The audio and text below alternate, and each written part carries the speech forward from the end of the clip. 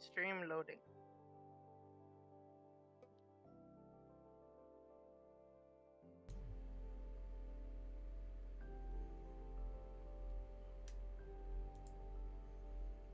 Okay, I think everything's running properly.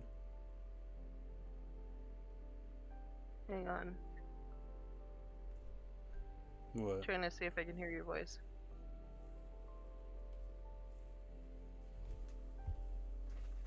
Underwater bottle.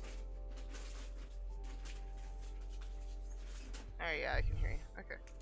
Good. Don't. Okay.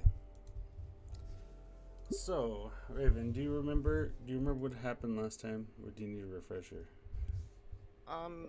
Ben was trying to be a little bitch, but he grew balls. Uh-huh. And what about the most important thing? The teacher died. Yeah, Mr. Adakon passed away due to bone cancer. It's not fair. Bone cancer that started in his spine, which would have probably been so fucking painful. Definitely. And on top of that, I don't know if you noticed all the signs about him being sick. No. When he broke all the paintings, he seemed out of breath. Like, way too out of breath for just breaking some paintings. Or how at the end of the wedding photography, he was using a light fixture as a cane, basically. Ooh. So, yeah. There were signs. Just, you thought, oh, well, he's getting old. You should, start the stream for me. Oh, that's right. I forgot about that part. That's the most important part. Because then you won't be able to make Olivia's voice. Alright. And let's make sure that the stream didn't somehow fuck itself because of that. Yeah, we're good. Okay. Okay. By now, it's lunchtime, meaning I can hang out with Damien and Liz. Definitely needed after all this. After school, I took the metro back home to shower and put on some new clothes. As it turns out, my parents really were on a business trip for the weekend, as indicated by a sticky note on the fridge. Randy opens the front door to let me in. There you are, Inca. There you are. Damien mentioned that you'd be coming over later. Hey, Randy. Say, Inco, I was wondering if you wouldn't mind shoveling the snow off the driveway when you can. Would really appreciate it. I'll even pay you a couple bucks for it. No need for the payment, sir. As thanks for letting me come unannounced again. Thanks a bunch, really. As Randy leaves, I collapse onto the couch and let my head rest against the comforter. God, that whole thing with Ben and Mia really took a lot out of me. Weight of my heavy thoughts dragged my head sideways until I could see Olivia's bedroom door. My eyes linger there as I consider getting up to see her or just giving her some time to come out. She has to know I'm here now, right? She probably does. She also probably doesn't want to do her silly knee walk thing again. Wonder how mad she'd be if I caught it on camera. The presence then cuts off my view before sitting right next to me. Hey, you alright, Inky? You were kinda out of it at lunch. For a moment I considered telling Damien about what happened. But honestly, the last thing I wanted to do was bring this sort of drama into what I could consider my safe haven. Yeah, I'm alright, Damien. Just had a rough time at school and I'm hoping to take my mind off of it. Ah, that's pretty understandable. I mean, what with everything that's been going on and all. If you only knew. In an attempt to comfort me, Damien pats my shoulder. Tell you what, I'll finish up my homework and then we can chill over a game of Rock Ring or something. That sound good? Yeah, that sounds good. Sweet! I forgot to close the door. Look at him being responsible. Wait, what did you call? Was it Damien that you called? Responsible? He's doing his homework. Oh, that's true. He's doing his homework without being asked. Alone again. My stomach is aflutter with butterflies as I get up from the couch. Olivia's room is just a couple steps away, and each one stirs the butterflies even more. Once I reach it, I feel like I'm in the shadow of a colossal monolith. Come on, Inko. You just gotta knock. Damn it, arm. Just lift up. Stop shaking. I don't know if that came through. Knock, knock. Yeah. I'm awake, Uncle Randy. It's me, Olivia. Eric quiet shuffling before Olivia speaks up more loudly this time. Yeah, are you okay? Excuse me, Jesus. Decent? Damn you, brain. Can I come in? Yeah, just watch your step. Watch my step. My hand is still shaking as it makes contact with the knob. With a deep, calming breath, the butterflies finally start slowing down, and I'm able to push the door open. And Damn, see it's dark in blackness. here. Bitch, a hermit. Olivia? The room is extremely dark. The only source of light is coming in from the entryway. I have to take my sunglasses off in an attempt to see through the darkness better. Olivia? What the heck happened in here? Why is it so dark? Olivia? No response. Gotcha. Ah, my leg! Hi. My clawed fingers grip onto my ankle tightly, and it takes all my coordination to stay standing. Olivia, what are you doing? Lego! Well,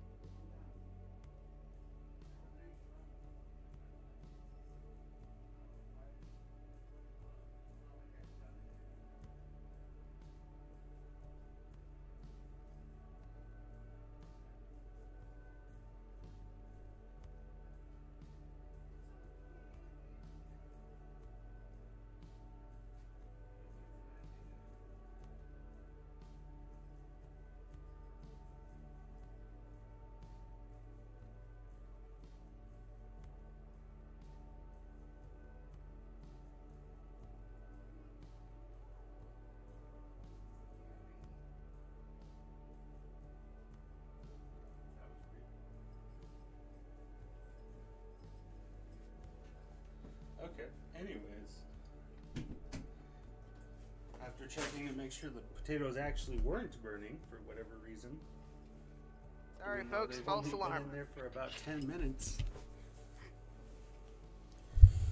What are the lights doing out? How's it so dark? Raisins? I'm turning them on. Oh boy. I flip the switch. Olivia's laptop lies shut on her bed, alongside a drawing pad. Someone's been sketching by the light of a digital screen. Is this me and you, but when I'm Gremlin? Yes. It looks normal enough. How's it dark in the... Olivia? Yes. Why is your window painted over with black paint? Light coming in offended my blackened heart, and my window became a canvas into the new darkness in my life.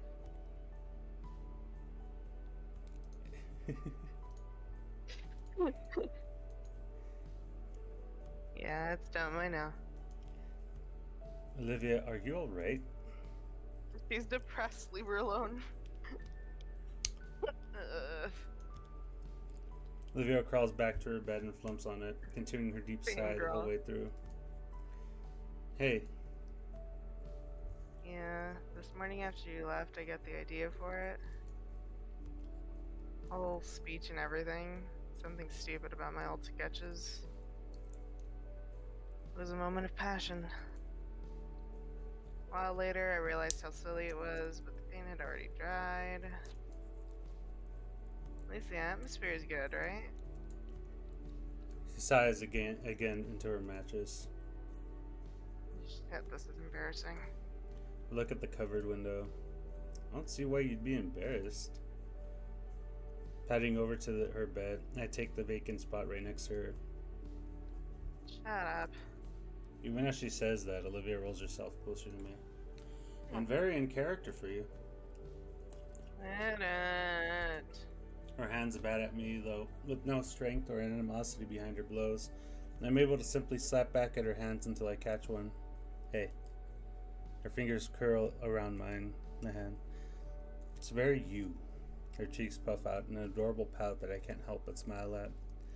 I like that, alright? You're lucky that I like you, or else I'd chomp off your leg. She growls at my smile, clearly annoyed by her own lack of intimidation. Guess I got used to it, built up a tolerance for it, so now I can see how Olivia really is. You like me and you'd still do that. Her bluff called, Olivia buries her face against my thigh and growls louder, but her fingers still cling tightly to my hand. Her head tilts just enough that she can peer at me with a solitary silver eye. And while her maw is muffled against my leg, I still clearly hear her say, It's you. Free hand comes around and gently combs through her hair. One of the things I've really marveled over is just how soft her hair looks, and generally feels as I come to find as my fingers run over her glossy green locks. You've just been eating here all day? Olivia nods her head, nudging her scalp more against my hand. I see her set up there. Yeah. She hefts herself upright again. Been drafting that painting all day. Starting to come along. Laptop was just for light and music. She passes me the oversized pad. True to her word, the sketches are looking more and more refined. Each one gets closer to the one that she's going for. Once it's done, I was thinking we could ask for it to be shown at the eulogy. Oh? Yeah. Think they'll let me? They better, with all this effort you're putting in. Yeah. Wanna hear something weird? I've had a long day. Hit me. This painting, I think it's special. When I woke up this morning, I felt lost. Lost enough to block out the light to my room. Then I just remembered my promise and I got to work. Still hurts. But when I'm working on it, it's like it hurts less. Like it's what I should be doing. Like I'm doing it right. That's not weird at all. Really? Come on now. Alright, it's super weird. I think less of you know. But really. She bites her lower lip, thinking about something. It is missing something. She gestures to the page I'm on, the most recent sketch. I don't see anything wrong with it. Vague. There's no detail. At the fountain, I tried. I really did. But I can only remember so much, and Inko,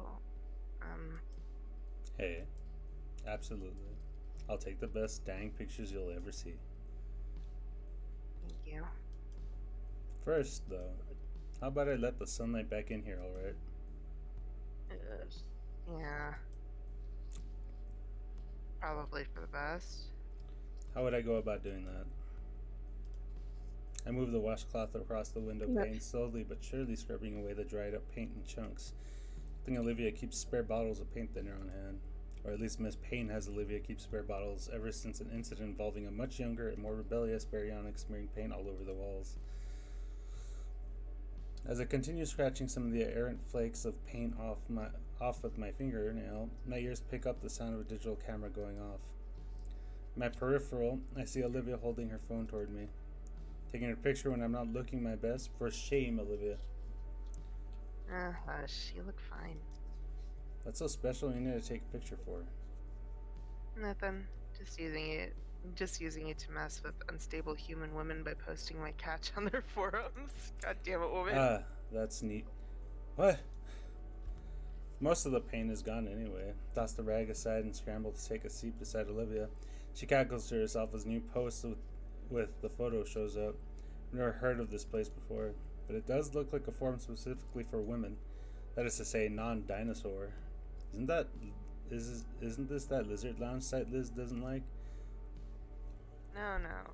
This is a rival site for only human women. We're always messing with each other.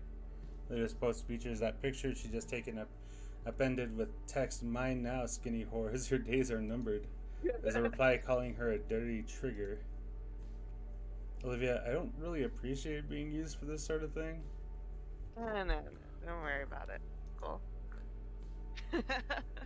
See, they just IP banned me. You got banned just for that? Nah, I can get around that super easy. Then I get to do it all over again. Their tears sustain me. Okay, that's enough internet. That's it. I'm taking you outside. I shake Olivia's legs to get her moving. Come on, you've been stuck in here all day. Come to the world of the living. Though I insisted to Olivia that I didn't mind carrying her, she opted to shamble her way towards the couch on her own. When she reaches the couch, she pulls herself right into the kitchen's long ways. She sprawls out and exhales. Well, we're out here. Now what? You dragged me out here, you tell me. I didn't think that far ahead. You're insufferable. There's some of Damien and Vinny's games by the TV. There's some classic co-op games in there if you want to try one out. Sure, I don't really play games much. Yeah, it'll be fun. Sort of like repayment. You carry me to the couch, now I carry you to victory. Har. I stand before Damien's chosen collection of entertainment. There's definitely some plain DVDs mixed in here. Pick one of the more worn-out looking cases and show it over my shoulder to Olivia. She gives me an approving grunt, so it seems like I picked well. This slides into the console and I start setting up the TV. Is it not working? You gotta smack the left side. Vinny left some magnetic toy near the screen once. I don't know if my smackings are actually coming No, through. I can only hear it over here. The TV comes to life. It's flickering, screen displaying the console menu. Pick up two of the controllers on the floor and... What are you doing? What? Oh, I'm used to playing like this. She rubs her head on the cushion next to her, inviting me to sit normally. Oh, what's cool about this game is... Aww. Hey. What's cool is the co-op campaign has its own story. You can just play through that because there's no way I'm letting you near the online scene yet. With a few quick button prompts, the game starts. She contemplates skipping the cheesy introductory cutscenes she's seen dozens of times by now, but lets it play out for my sake. When the game starts proper, I'm faced with a very specific problem. I am not good at video games. I'm good at watching them and listening to other people dissect them, but I do not play them. Damn. Okay, just follow my lead and shoot anything that even looks like it's moving. Right, how? Olivia's already getting ahead in the game. I try to follow, but now my screen is pointed at the floor. Huh? Did I do something wrong? Maybe the other stick, and now I'm moving, but I'm still looking at the floor. Hey, start shooting already. Okay, try one of the trigger-looking things on the back of the controller. Some arm manifests on the side of my screen and throws something at the floor I'm looking at. For fuck's sake. Then there's a splash of bright orange and I died? I look down at Olivia and she's looking at me with utmost horror. What? There's no way you're this bad. I told you I never played video games. Fine. We'll do the tutorial and then start. The few presses on the controller were back at the menu and then into some blank space area on screen. From there, boxes on the screen along with some AI voice read out the instructions for everything. I digested them slowly, having to double check the buttons on the controller as it went, but after it was finished I felt somewhat confident I wouldn't throw a grenade at my feet. Hopefully. We went back into the co-op campaign when Olivia felt confident it wouldn't ruin the run, and so we sat just running through the digital hallways of some military base enjoying the simulated violence on screen. Just for a while, Olivia has no problems. After another few matches, Damien hops into the recliner. Hey, you guys didn't tell me you were starting a Friday gaming sesh. You kicking her ass yet, Inko? Yeah, nope. It's my first time playing. Oh, really? Co-op campaign. You'll get it. I'm rooting for you. Yeah, dude. You're being an excellent diversion while I gun them down. Someone's home. You get up and answer the door. There are two incredibly bundled figures caked in snow. She's Is she vibrating. shivering? She's vibrating I don't know if viciously. that's on purpose. That is because she's probably freezing. Vinny has long sleeves, so he's fine, but she has She hers needs pulled to up. roll her sleeves down, bro. Oh, great. Mormons. Oh, sorry. That's me. I don't remember what voice I gave her. Give her a loving mother voice. Hardy har. I can't. It's Sophia bringing Vinny back from school.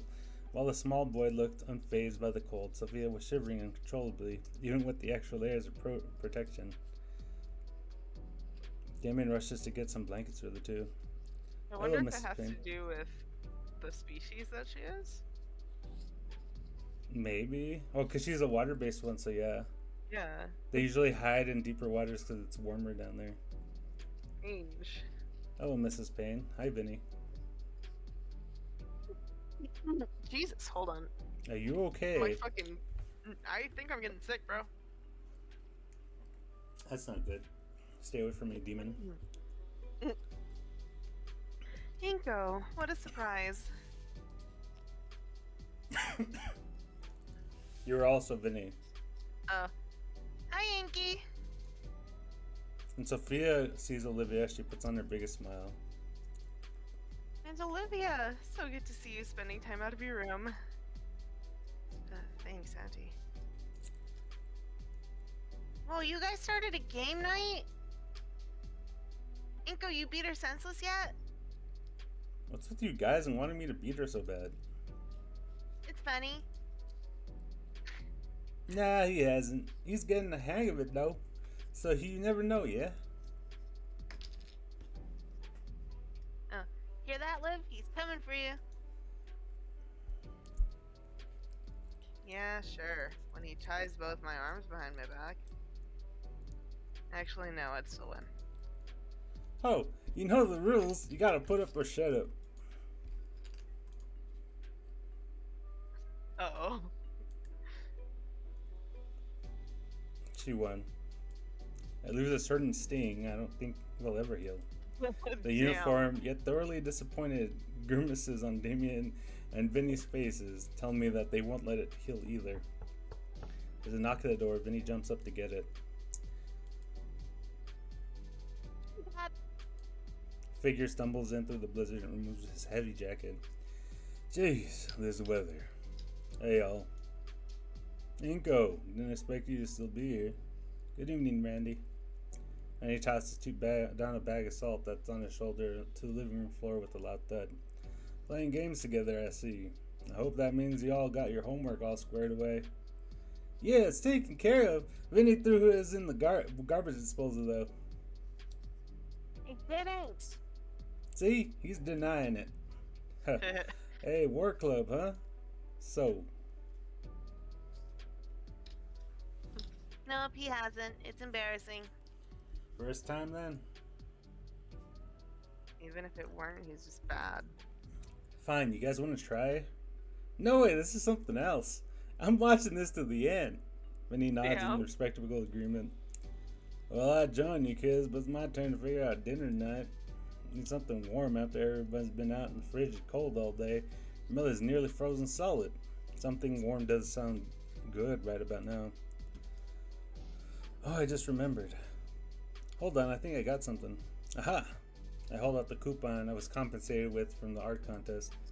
2 large, 2-topping pizzas for $13. I'm unsure if Damien or Vinny's face lights up at the mention of pizza, but Randy outshines both with the insane price drop. Even Olivia's heartbeat slightly intensifies. Holy moly, that real?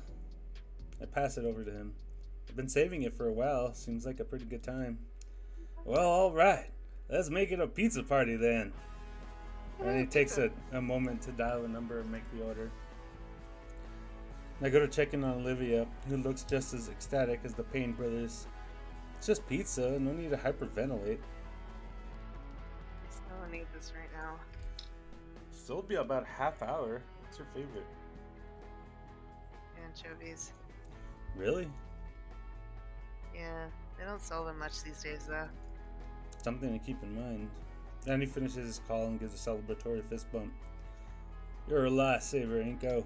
I was planning on getting together some sashimi or something. Sophia said she finally wanted to try my specialty. Whew. Got 2 large meat lovers coming in. And this place is pretty fancy. They got that stuff you like, Olivia. So I asked for an extra pie piled high with as much as they can put on it. Olivia's face beams with joy, Aww. and her tail wagging like an excited puppy's. I take the distraction. That's how you look when we mention pizza. I take the distraction and snipe her. I take the distraction and snipe her from across the map. It's fair, he got you.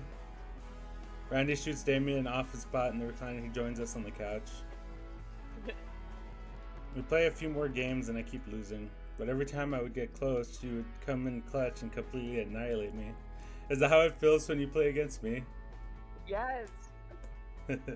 Somehow a betting pool got started. Olivia's getting a few bucks from the rest if I can't beat her even once. The pains encourage me as I get ever closer to actually scoring against Olivia.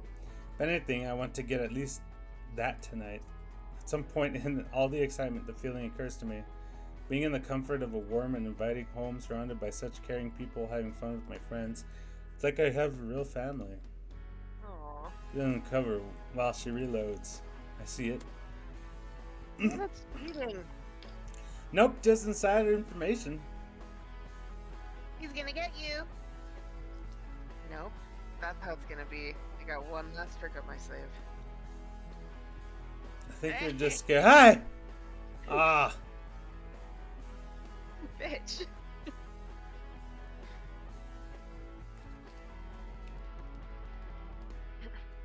I don't know how any of you are keeping up with all this. Oh, did they hear the knocking? And I don't know. That was weirdly timed. I know, right? Oh, that would be our dinner. Randy heads up for the door with a hand already reaching for his wallet. Pizza? What's the special occasion? I'm gonna treat ourselves good and eat good tonight, huh? That's the special occasion. Not that I'm complaining about pizza, but isn't delivery pricey these days? Randy returns with the boxes stacked in his arms, flashing the used coupon in his other hand to Sophia. Her face dons an expression similar to the others earlier. See? Okay, everyone. Get a plate and get some. Feel free to make a mess if you want cleanup duty. Damien and Vinny leap from their positions and have their plates in the blink of an eye. The air is filled with the delicious scent of sauce and cheese as Randy opens up all the boxes. Damien and Vinny immediately dive for the meat lovers pizza like ravenous sharks. The pepperoni and sausage pizza on the table looks appealing, but Jesus Christ. Randy passes a plate with a slice of anchovy pizza over to Olivia. Thanks, Uncle Randy. Dang, the anchovy one actually looks pretty good. I don't think she'd mind if I sample from hers. Man slowly inches closer towards Olivia's plate. Clean. Taking a moment to assess my hand's integrity, I press my lips at her. Oh, come on, Liv. I just want to try it. Nope. Anchovies are Gator Girl only. You wouldn't take something from your girlfriend, would you, Inko? She flutters her eyelashes at me while presenting a prominent pout. Just want to try it, though. More eyelash fluttering, and I can even see a moistness in her eyes. Oh my Wow, God. she gives a new meaning to crocodile tears. But a devilishly clever idea spawns within my mind. After all, she wants to play the girlfriend card. How about a trade or something? The pout fades away in her confusion. Trade for a bite? Confusion morphs to curiosity. Maybe. What are you offering? With a smile leaning closer to Olivia, and closer still. Olivia's face is aflame with her blush growing hotter and hotter by the second. feel a puff of hot air from her nose flow against my chin. Her eyes are as wide as saucers now. This. My lips tap lightly on the edge of her maw. Oh. The gator is successfully stunned. Now's my chance. Quickly, I go in for the kill and chomp down on the slice she was holding on to. I pull away from her while chewing on my hard-won prize. The pizza is very salty but rich with flavor. I can taste why she likes anchovies on her pizza. Olivia's eyes are still wide and her mouth is cycling open and closed. No, Mom! And go give Olivia cooties! Food tastes better when stolen. Oh, Olivia, you okay? His hand waves inches in front of her face. I don't think she even notices. The side Mrs. Payne leans over and taps Olivia's shoulder. That finally wakes her up. Her eyes are now shifting between me and the bite marks I left on her pizza. Eyelids lowering, she glowers at me while she's taking a bite of her defiled slice. Olivia makes quick work of her slice and then hands her plate to Sophia for another piece of fish-covered goodness. With everyone else focused on their meal, she leans in close, dangerously close. My cheeks warm as Olivia whispers in my ear. You owe me more for the bite. She always had a bit of a huskiness in her tone, but... wow. That's cute. The sun was hanging low by the time the pizza was finished, which meant it was time. It didn't take much time to convince Damien and Mr. Payne to take me out to the fountain once Olivia fully explained why. We arrived at the deserted park just as the sun sank behind the horizon. Hurriedly, Damien, Randy, and I got to work. The male Paynes held the windscreen protector of Randy's car for me, doing the best to direct the remaining rays of light toward the fountain. The focus was just the details of it, after all. The more references for Olivia, the better. No words, just the task at hand.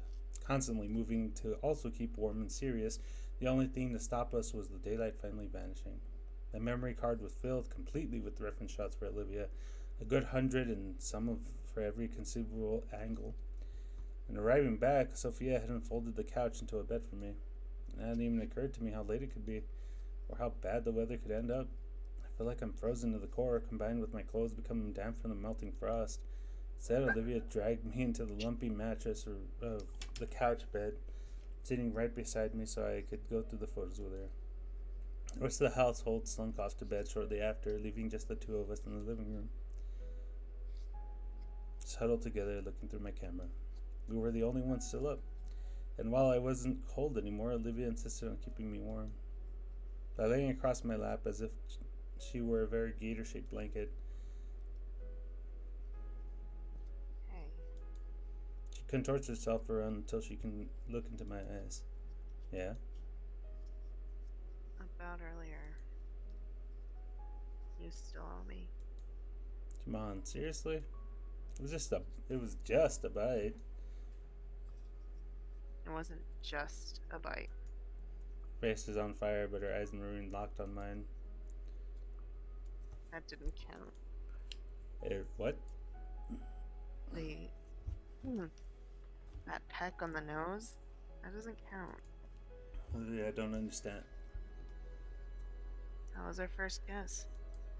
First kiss. Oh! I hadn't even considered that it was our first kiss. Suddenly, my face begins to heat up rapidly. It just came to me. It felt so natural to do it.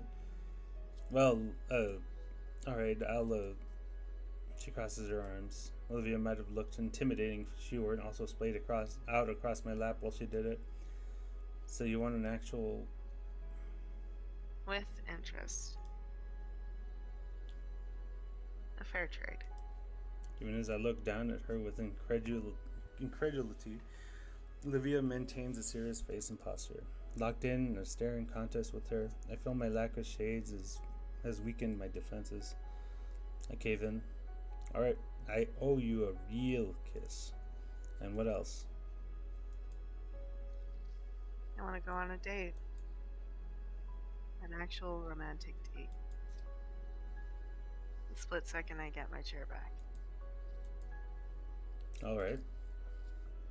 So the first part... His hand reaches up, latching onto the sides of my head. I expected her to drag me down roughly, but instead I can feel her hands shake as she slowly guides me downward.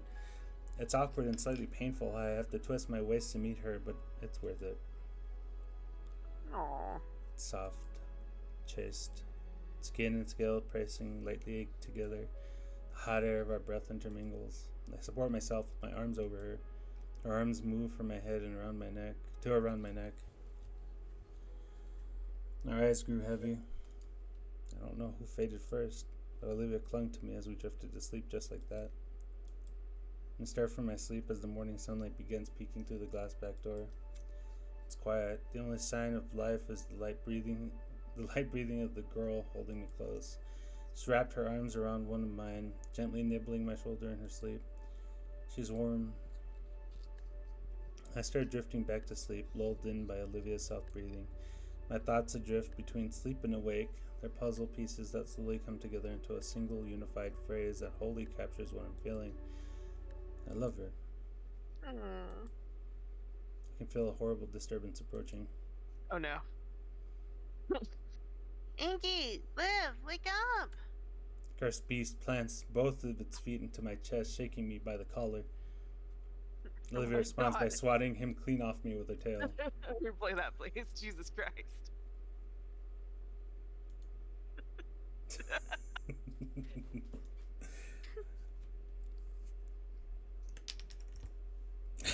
He's like, okay. And he just fucking leaves. He's fine. Olivia sets herself up, wiping the sleep from her eyes. Morning, Inko. Saturday morning. Checking my phone so that it's 7:30. 4 hours too early. Barely. I set up narrowly, missing Vinny's second landing zone. He's got the cable remote. TV flickers to life and he starts flicking through the channels at a speed only he can comprehend. Morning, Nico. Damon enters from the hallway. Sorry about the wake-up call. It's Venus' favorite season. Winter? Hockey. Vinny cheers loudly, and I look at the screen to see a player being brutally slammed in a protective glass of the ice rink. So should we move? Too comfy. Yeah. Hungry. I'll make breakfast.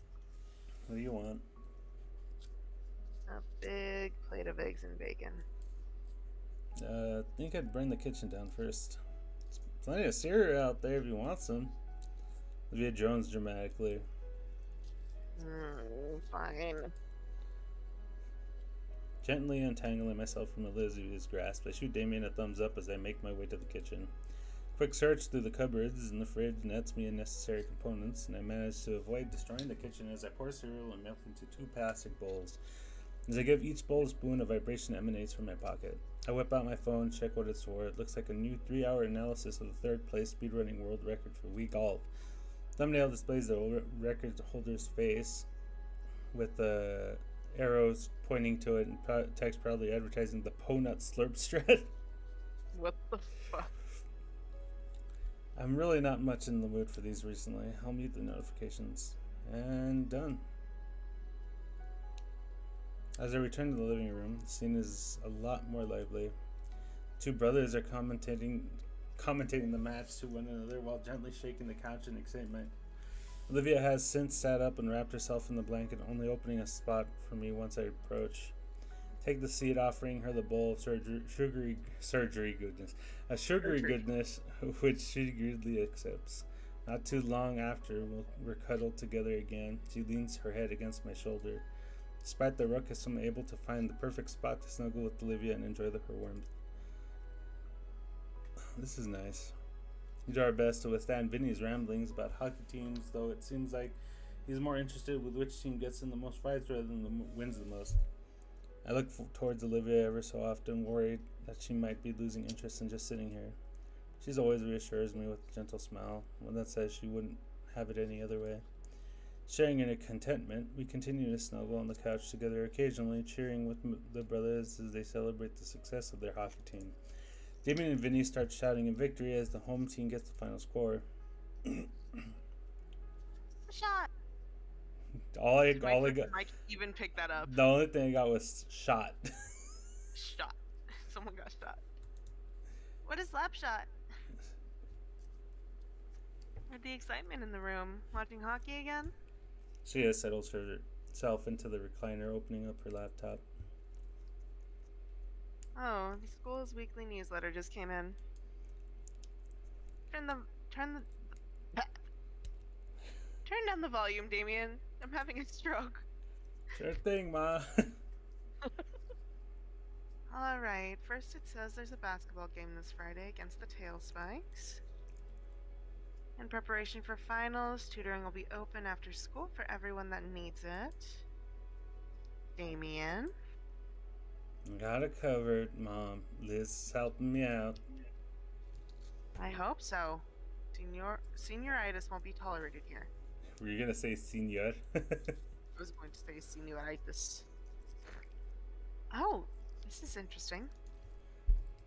To all our students, you're invited to St. Hammond's High School's. I'm not reading that. 2023. BC Winter Formal. Why does it have 201 M?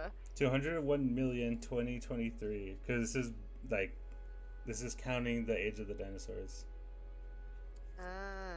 That's weird. Okay, Winter Formal. Winter formal? Damien yawns and stretches his arms behind his back. Yeah, some event for seniors they got every year. Basically a dance, but more fancy. It's like the biggest event of the year. You know, next to graduation or prom or whatever. I don't think any of my previous schools ever did something like this. Just regular dances. Is it like homecoming then? Mm-mm. No? It's just a special school dance because they're one of those preppy schools. True. So they like do special events because, you know, you pay for it. Yeah. Okay. Immerse yourself in this. What happened to my voice? Immerse yourself in the serene beauty of the wintry night sky with music, food, entertainment, and much more. We will also be hosting a special memorial for one of St. Hammond's finest teachers who has recently passed, Mr. Trent E. Ducon. Shoot, that's going to be tough to see. The event will take place at the Volcadera Convention Center on Friday, December 15th from 7 p.m. to 10 p.m. Tickets for the winter formal are now on sale online or in Miss Prockling's class in room 211, $15 for one and $30 for couples. That's not a deal. They never said it was. Fair enough. Please read our event dress code to know what will and will not be allowed for the formal. Have a great weekend. Go Feathertails. Well, it seems like you three have something to look forward to next month. Mrs. Payne closes her laptop with a smile and sits to the side. Mom, it's about that time. She gasps and checks the clock on the wall. I nearly forgot. Vinny, get your kimono on. I'll start the car. Call the key, Mom. Sorry, I keep forgetting that I'm Vinny. I'll probably be running some errands while he's at karate practice, so I'll be out until dinner. See, I would do Vinny's voice, but my voice is too deep for that. I can't really go into like the kid voice because it sounds like somebody just trying to kill themselves. Oh my god. I'm sure Jesus Vinny Christ, didn't mean to bullshit. karate chop my throat as he got up. He's just eager to get to class. The pack robe from Olivia helps to clear my airway quicker, at least. Well then, Damien switches on some games and slumps in his familiar position in the calendar in mere seconds. I don't even know how he keeps track of the blur of colors on screen. Feels like it's going to give me a seizure if I look too hard. You with Warframe? That's so real. Olivia tugs at my arm. Hey.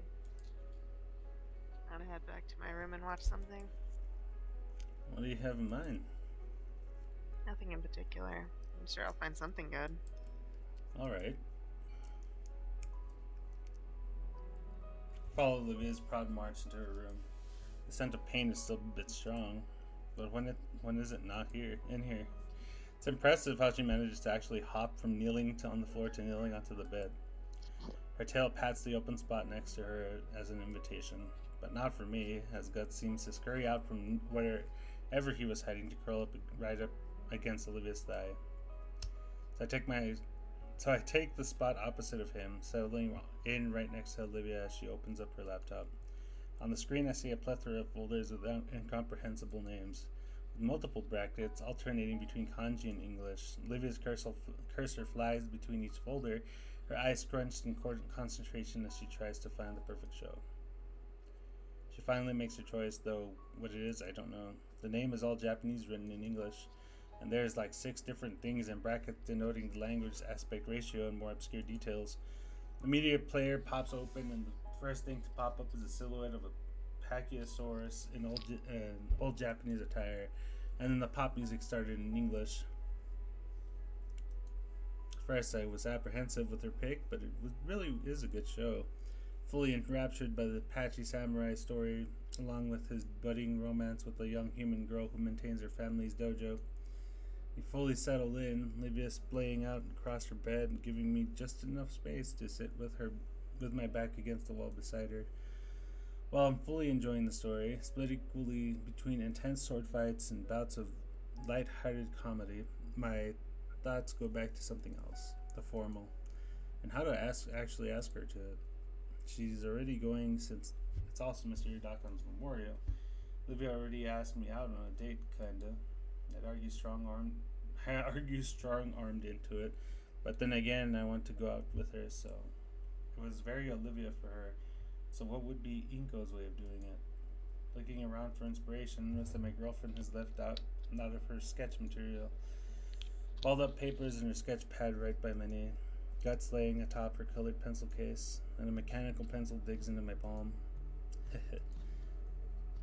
While Olivia is focused on her laptop screen and the oddly not so bloody sword fight on it, I begin to my greatest plan to date. First, I sketch out what's meant to be a full body portrait of Olivia, though the wheelchair ends up looking like it's a normal chair with the rocks of wheels, her hands being just claws and her tail shrunken down to a quarter of its actual size. It still resembles her. Just so you know, this is the original inspiration for Olivia right here. Oh my god. This is from a 4chan post. Amazing. I clip on the mechanical pencil and slowly reach over with the pad, nudging the back of Olivia's head. She swats at it, eventually grabs it, yanking it in front of her. And then her tail starts wagging a bit. Bingo. Searches for my arm and wraps around it while Olivia furiously jots something down on the page. I lean forward to lay on my stomach beside her when she passes it back. She's drawn an equally rough portrait of me, with my shades missing and my jacket looking more like a button-up. For a while, the two of us resume our drawing game from the start of the school year. Jesus Christ. Hold on, let me press H. Racism. Inko plus racism equals sad. Your face went racism. It's John Wick. Really? Oh my god. What? What do you like? I like that cheese guts in the corner over there. I'm assuming he's in a loaf of cheese. Mm-hmm. Yeah. No, I think he ate the cheese. Oh, okay. Yeah, he ate the entire cheese. True. This one's fun. What the fuck is that one in the Which bottom? one? The very detailed one. This one? Yeah. It's Mia eating, I think, Ben? It's a reference to, like an old portrait of a guy eating his son. Oh my god. It's an old portrait. Slurple? Slurple. What is this? That's you right there. What is this? What is this? I like how Olivia is fucking stabbing Inko with her tail. Wait, hold on. There's one more thing. Where is it? Okay, well, this is Liz's portal head over here. Lovely. Yeah. Jesus. Over the course of the Samurai Show run, we decorate numerous sheets from her sketch pad with nonsensical doodles. Alright, it's time. I make sure my arm's position is shielding the page. This next drawing has to be special. And I see just the spot for it. Aww. My heart flutters a bit as I look it over. Could it be a little better? No, it's perfect. Pass the sketch pad over just as I have a half dozen times now. Olivia stares at the little doodle on the page. I hear her breathing pick up. She pulls the pad aside, well out of my vision. I feel the bed wobble as she furiously scribbles something down. No. Sure is taking a while. Imagine just no like super fucking hardcore scribble. On screen, the bato whatever has just finished an epic duel, winning with an intelligent use of his technique and his sword sheath, all without killing anyone. The pad is Nice. plopped in front of me. Ah. Oh boy. Oof. Olivia burst just snoot into the back of my head, nuzzling it aggressively. It's making those bellowing noises again. I'll take that as a resounding yes. You're not gonna let me up, are you? No. You're all mine. She keeps bellowing, but her focus slowly returns to the episode. Aww. For the rest of it, we remain like this. Oh, sorry, that's me. I got big plans. Just you wait. 1 week later, my shoes crunched through the layers of snow beneath me. Behind me, the trail is quickly swept over by fresh snowfall. The cold bites at any flesh it can reach, my ears, my nose, my exposed hands as it carries my precious cargo. Somewhere in the distance, a dog barks. I'm alone in this frigid wasteland. And to think this started so simply just 4 days ago. Gotten into a new routine at the start of the school week. Wake up, head to school, do my thing until the bell rings, then head on over to the paint residence to check on Olivia. She texted me that the drafting for her painting was finished, and now it was time for the real task of filling the canvas with color. Every time I'd come over, I would find her sitting at the edge of her bed with a brush in her hand, analyzing the canvas with the kind of fire in her eyes that only a visionary like her would have. Back on Tuesday, I got a real craving for root beer. Olivia told me there was a gas station up the street and around the corner and asked if I could get her a normal cola with the strange side eye.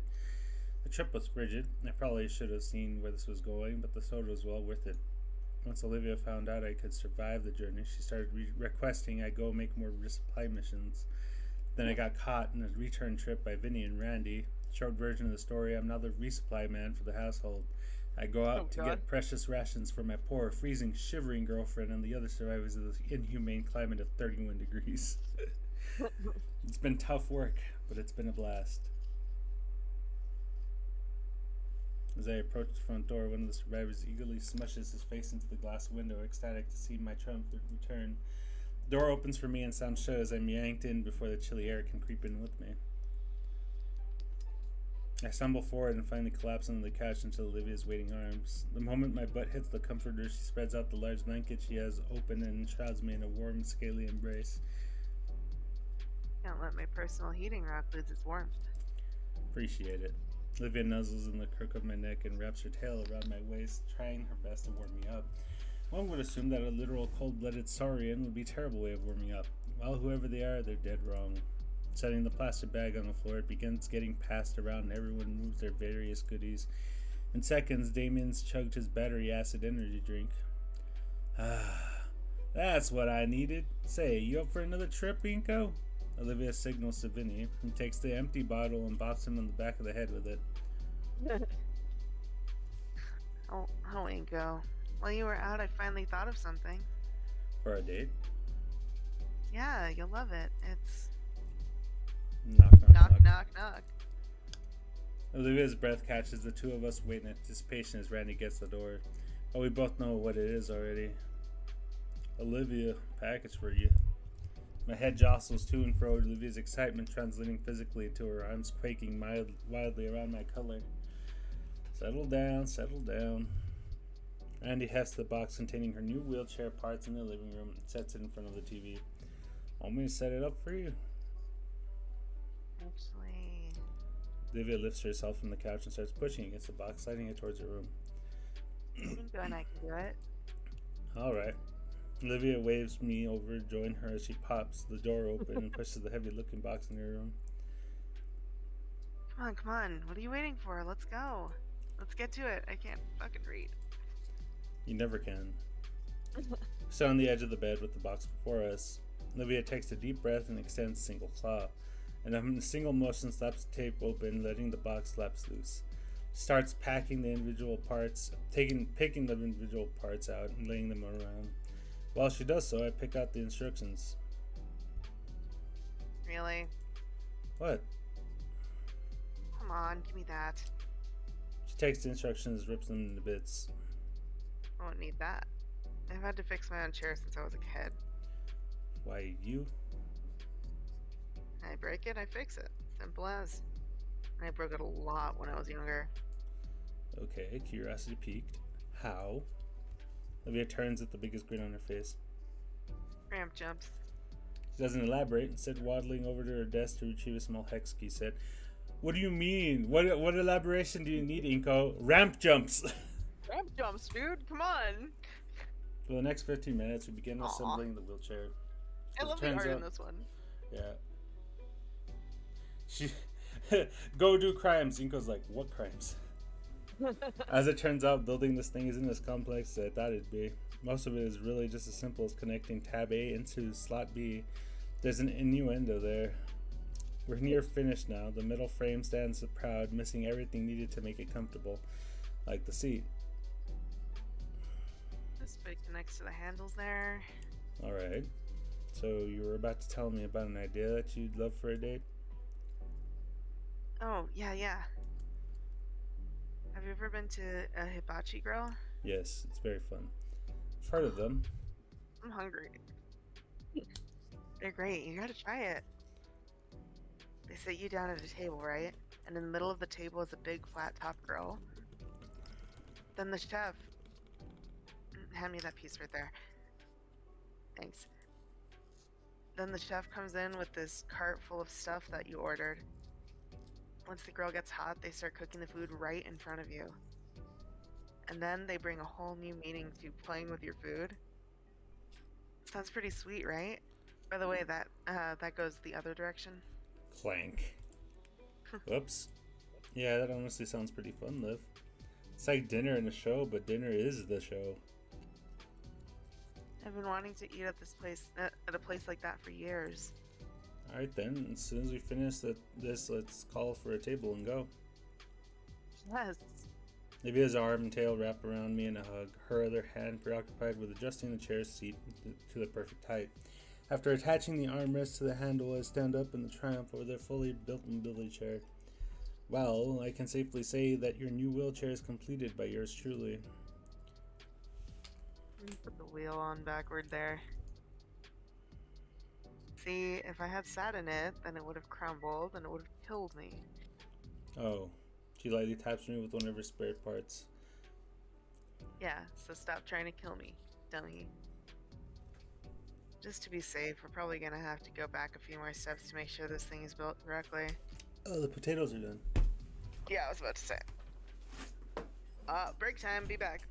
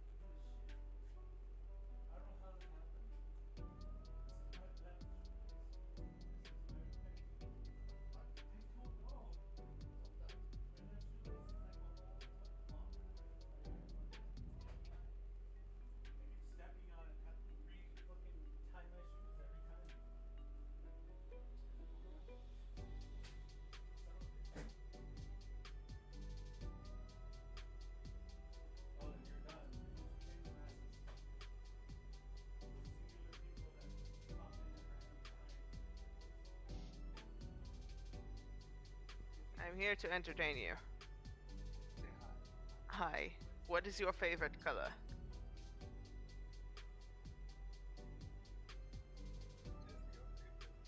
Um,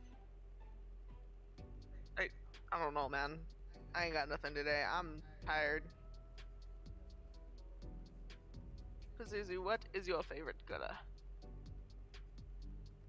I don't think he knows what colors are.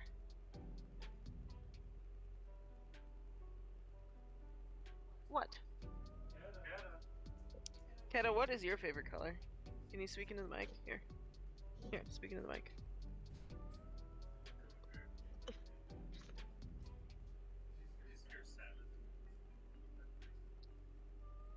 I think he said his favorite color is Mr. Shark. Yeah.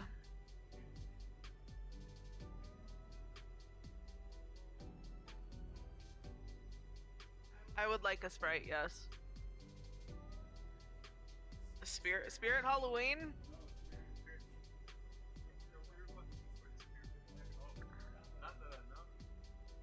Dandaran?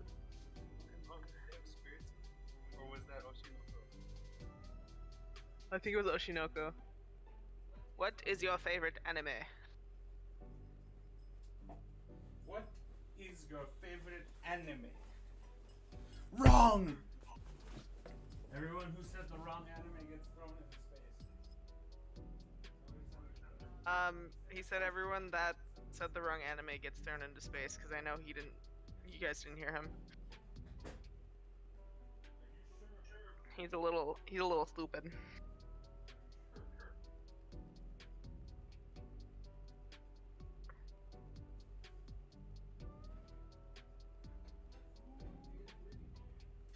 don't have to fucking rush and be like, fuck, I can't eat. It's one of those days if I don't eat, I'm not gonna eat for the rest of the day. Because of work. Alright. Oh fuck, forget close the door. Did you already read that? Yes.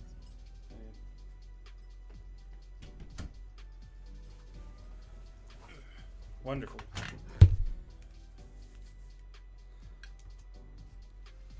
Finally, it's done.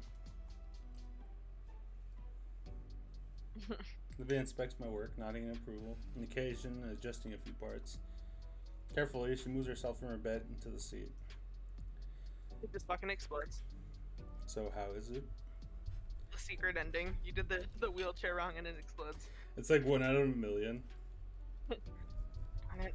My legs still don't work.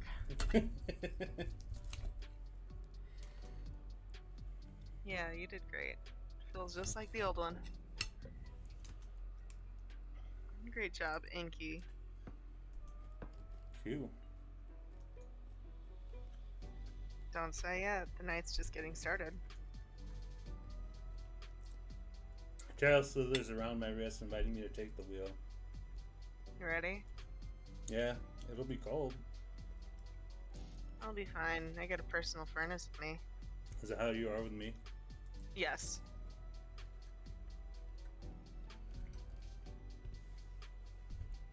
Moon silver irises turn to me, half lidded, letting me know what my real role in Olivia's life is now. Furnace? Not something like sweater, or heated blanket, or comforter. Yeah, no. I say that, and then my aunt and uncle would be giving me the talk all over again. Damn it. The pork chops were not warmed up enough. Hold on. We're having technical difficulties with his pork chops. Give him a second.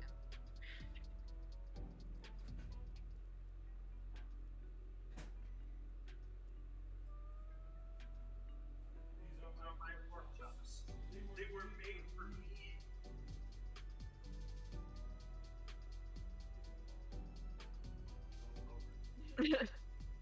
Shut up. Oh my god.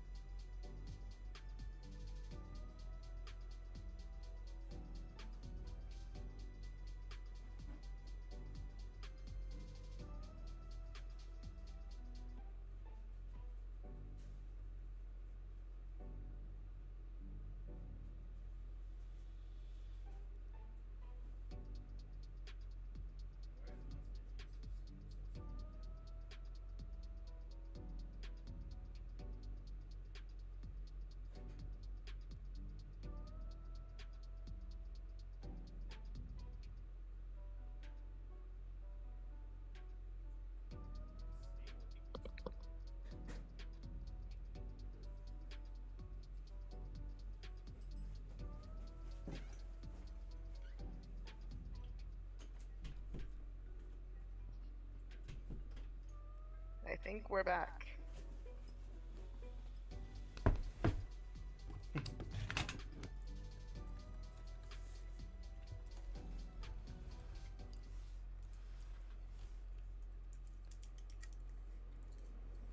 Now, do these people just live on the fucking train? Yes. They're glued to their seats, bro. Before we well, that guy with the fucking newspaper, he's there on day and night reading that fucking newspaper. He's a ghost, bro. Leave him alone.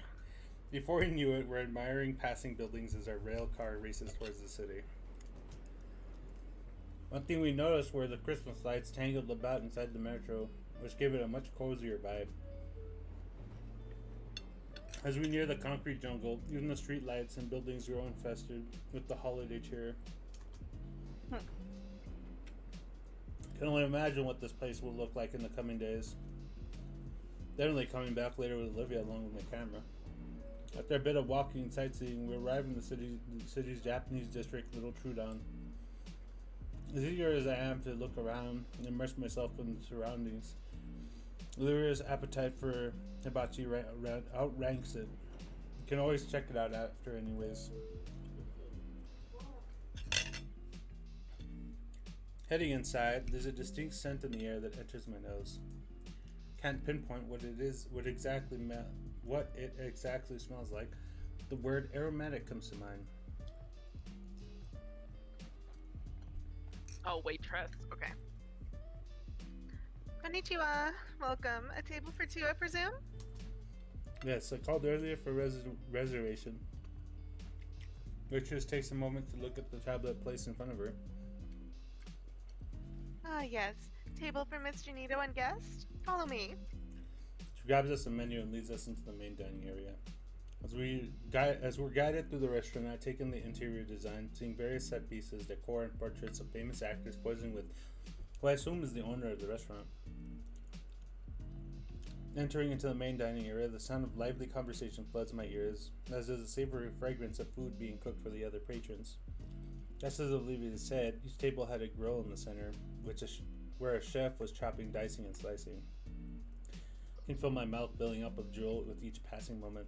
Finally, we reach our table, where another party occupies the other remaining seats. Enjoy. So, how would you handle waves over Olivia around her chair's handlebars? Olivia seems to understand what I'm about to entail, because word she effortlessly hoists herself out of the wheelchair and onto the dining chair. Fold the wheelchair, place it by a nearby wall, and seat myself next to her. Nice. So, how are we feeling so far, Liv?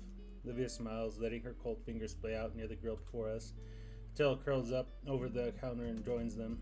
I join her for a few seconds, warming my knuckles. I already like this place. The combo of a show, a dinner, and a sauna. I reach for the menu that sits between us. Let's see. You already know what you want to get. Sushi. They got the good stuff here. Points to something on the menu I don't have hope for ever pronounced correctly. Nevertheless, it looks appetizing. What about you? I'm thinking something warm and filling. Oh, what about this dish then?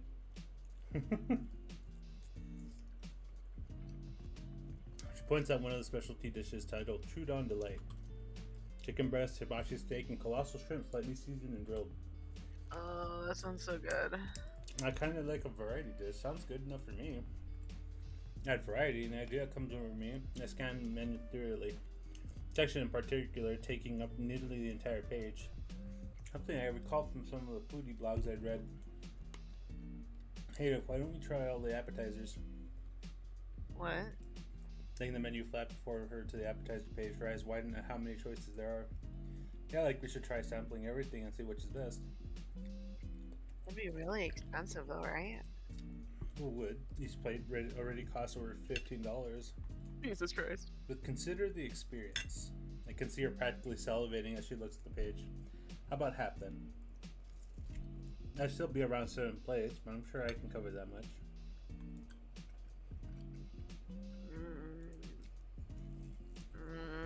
Okay. Cuts me off before I can cheer. but not all at once. Huh? I want to appreciate the show too. So, 2 dishes at a time? It's a weak concession. I already figure Olivia planned to fill up early to save my bank account. Sure. So we debate which appetizer to pick and start with. Our voices now mingling with the rest of the ambience as we wait to order. By the time someone comes around, we've compiled a list of the most appealing sounding options.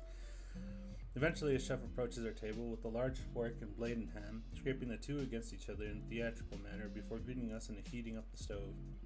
He uses a nearby container of oil to cover the cooking surface in the shape of a smiley face before setting the assortment afire and spreading it across the stove with the blade. Second staff member drops off a cart filled with uncooked meats and veggies that will soon become our dinner. With the ingredients ready, the chef starts his performance, expertly spinning his razor-sharp utensils with a grin on his face. Vegetables diced and stacked into explosive minifigures, meat sizzled, flipped, and thrown through the air, fish and shrimp sliced and juggled around the chef without even looking. Even as we were served up our starting orders, we were entirely focused on the master chef. Olivia is completely enthralled by the performance. Not that she's the only one. The dexterity and skill the chef has with our food isn't like anything I've seen with any high-class restaurant my parents dragged me to before. After a minute or two of watching the chef's culinary showmanship, the couple beside us received their order. He eases over a step to now stand before Olivia and I, his eyes carefully scanning a tiny scrap of paper before nodding. Konbawa, my hungry-looking friends. Oh, I'm definitely hungry-looking, but Olivia? Looking at her, Olivia's eyes are the size of her plate. Her lips are trembling over a smile, and her chopsticks creak within their fingers. Her first time here, I assume. Mine too. Hi, new friends to our lovely city. Allow me to give you a proper vocabulary welcome. For I can tell him we aren't tourists, the cook sets down a pre-peeled onion on the grill. The sharpened spatula and tongs, the onion is cut expertly, and then its rings separated and stacked into a neat cone. When he then raises a finger with a smile, I can't help but lean forward. He holds up a bottle of good liquid and squirts it into the cut. I roll back at a sudden heat erupting from the onion cano, fingers tapping on just above my eyes. Oh shit, my eyebrows. You're fine, Inko. Relax. Confronting a few bits of hair still on my head, the chef laughs and slides the onion creation around. Warm enough of a welcome. Quiet. He laughs as the onions are added onto the first appetizer plate, a sampler of various garnished fish and meats. Olivia is quick to take a still sizzling piece of steak and chomp on it, chewing on it, even as her eyes water from the heat of it. The chef notices and uses his spatula to slide Olivia's glass of water close to her, which she uses to quickly cool her tongue. I am happy to see you are eager to enjoy my cooking, but a good meal is best savored slowly. The hand rubs Olivia's back in comfort, but she still smiles and reaches for another cut of steak. Totally worth it. Something you would have done. Yeah.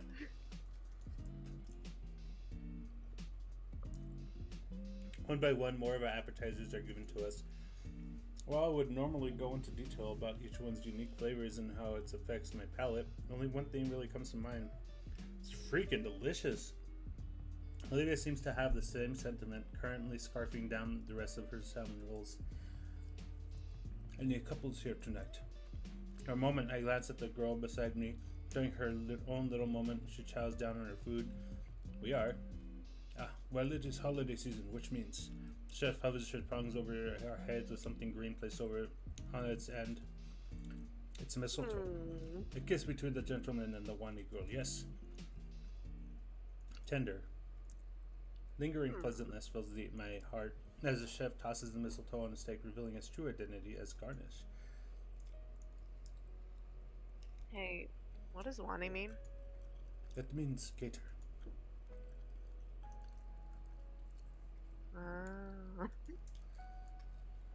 I guess I do look like a gator. Yeah. I was thinking of you as the green gator girl. Really? What, as opposed to the green baryonyx girl? Do you see Damien and refer to him as the red Dilophosaurus guy too? Hey, I'm Inko. Wow, I just heard a noise. I craned my head towards the direction of the pink. I cannot read that. Dilophyllatosaurus and the blue ap- Aphelodontosaurus. Aphelodontosaurus. I want to punch you.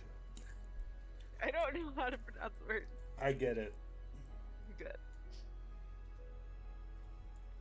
Everyone, I just met a Triceratops. In fact, I met two.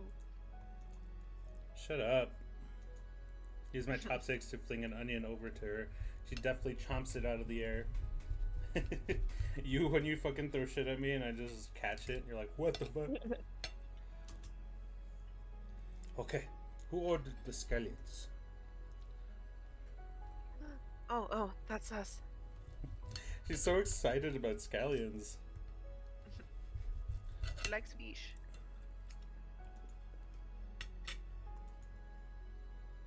One last spider shrimp. We finished our meal. The chef spins his utensils and gives us a bow, bidding us a wonderful evening. I managed to slip him a generous tip as thanks for his hospitality.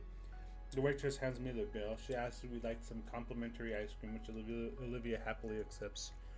Some dessert sounds good right about now, so why not? It's not long until we're cutting open sweet, flaky shells of fried cake batter to get to the cool and tasty ice cream cores of our free deep fried ice cream. Cold be damned. I need something sweet to cap that off. Actually, hey, will you be alright for a while? I got an idea. Alright. Trust me, I'll be right back.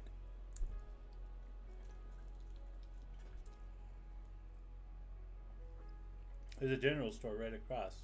Excellent. Across, hopefully they have what I have in mind. I'm back. Your ice cream was starting to melt, so I considered eating it. I was curious to taste it. I was curious to taste it. Rude. After I went out and got these just for you, I handed her the plastic bag. Pocket warmers? How considerate of you, Inky. Stuffs them in the pocket of her hoodie, cracking them to start the heating. Grab her wheelchair and unfold it next to her, offering a hand to help her into it. There's still a whole city out there. Want to go see it? She takes my hand, interlocking her fingers between my own. Absolutely.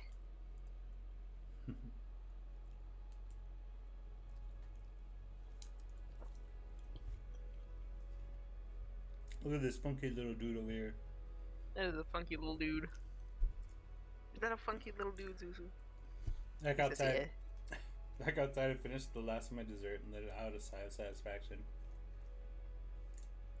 That was delicious. Couldn't agree more, though I'm not sure how fond I am of having the smell of hibachi on my clothes. Better than that cologne you always use. You noticed that? Her head suddenly turns away, focusing on Sid and the open air market in the distance.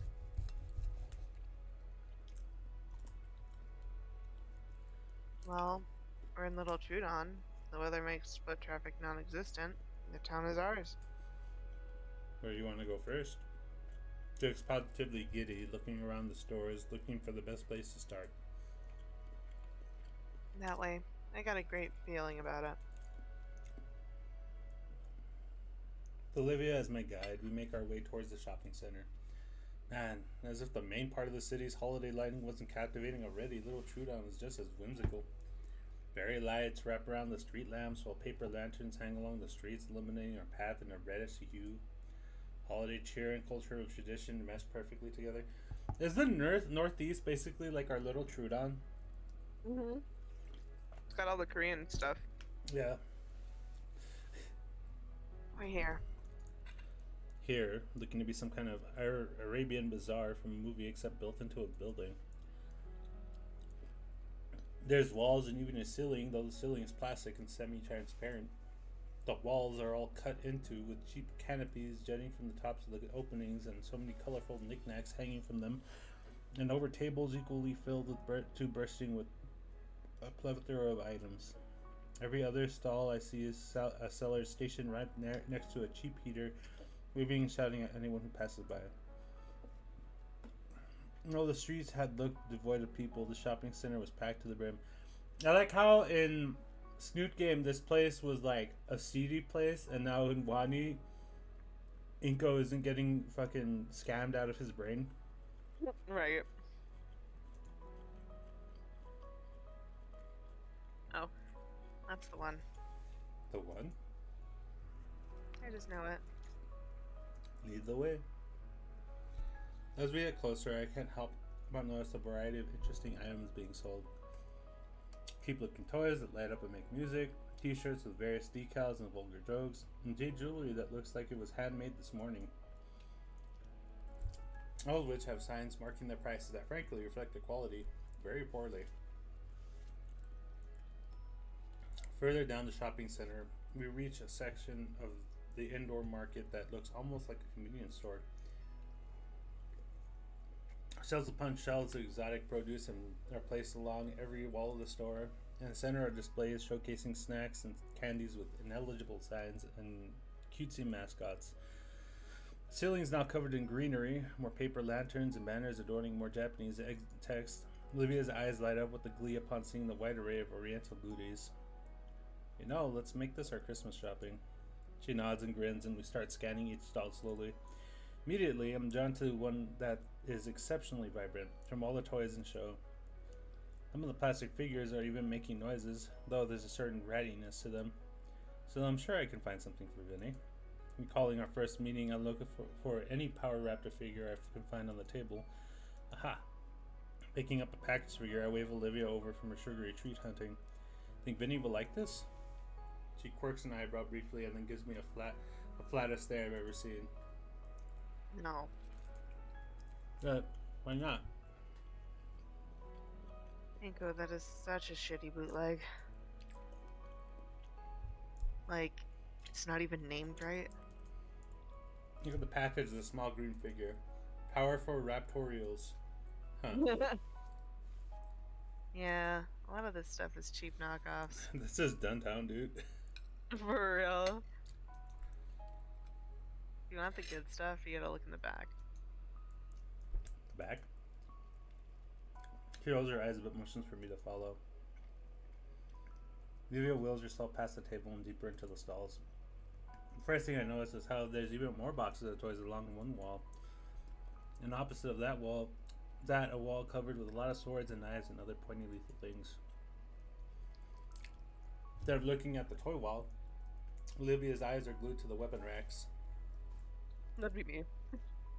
I don't think Sophia would approve. Oh, yeah, no. Take a colossal effort on her part to turn herself around. Partially from how cramped the space is, but mainly how her eyes lingered on a particular sword on the shelf. Like us with the Keyblade. I should get it sharpened. I was like, what Keyblade? Looking closer, it kind of looks like the one from the show we watched together. Neat. Maybe. Nah, Sophia definitely wouldn't approve. It doesn't take long for Olivia to pick out a pair of toys to give Damien's younger brother, though I don't think wooden weaponry counts as toys. Our purchases were made. We moved on to the next person on our list in the next stall. We ventured through the halls, deliberately throwing ideas back and forth on the ideas for the rest of the paints. You know what? This actually brings up a good idea. You know how your dad wants to do that holiday gift thingy?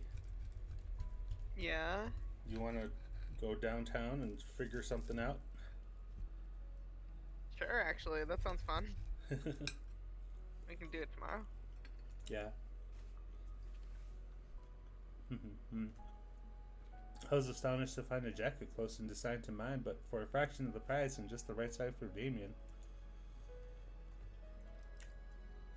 Olivia pointed out a neat little statue of an insect carved out of amber stone. Said it'd be perfect for Randy, so it's added to the pot. That left Sophia and Olivia had brought us to the stall filled with textile materials. I hadn't known she was a seamstress, but Olivia explained that it's one of her favorite hobbies. Not knowing much on that matter, I let Olivia go and talk with the shopkeeper about what she was looking to buy while I stayed close to the front. Near the cash register, I spot one of those tiny novelty prize dispensers. One in particular catches my eye. It's like some variation of a whack-a-mole featuring little gator heads. They're cute. She would love one of these. This so happens at 5 quarters. I turn the crank and get a spherical capsule in exchange. What you getting? Olivia, I got this for you.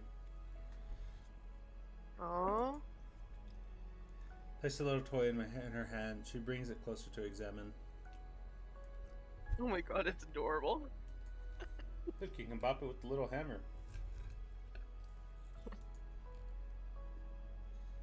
In it. Oh. You know just the place for it. This is going right in my little treasure hoard.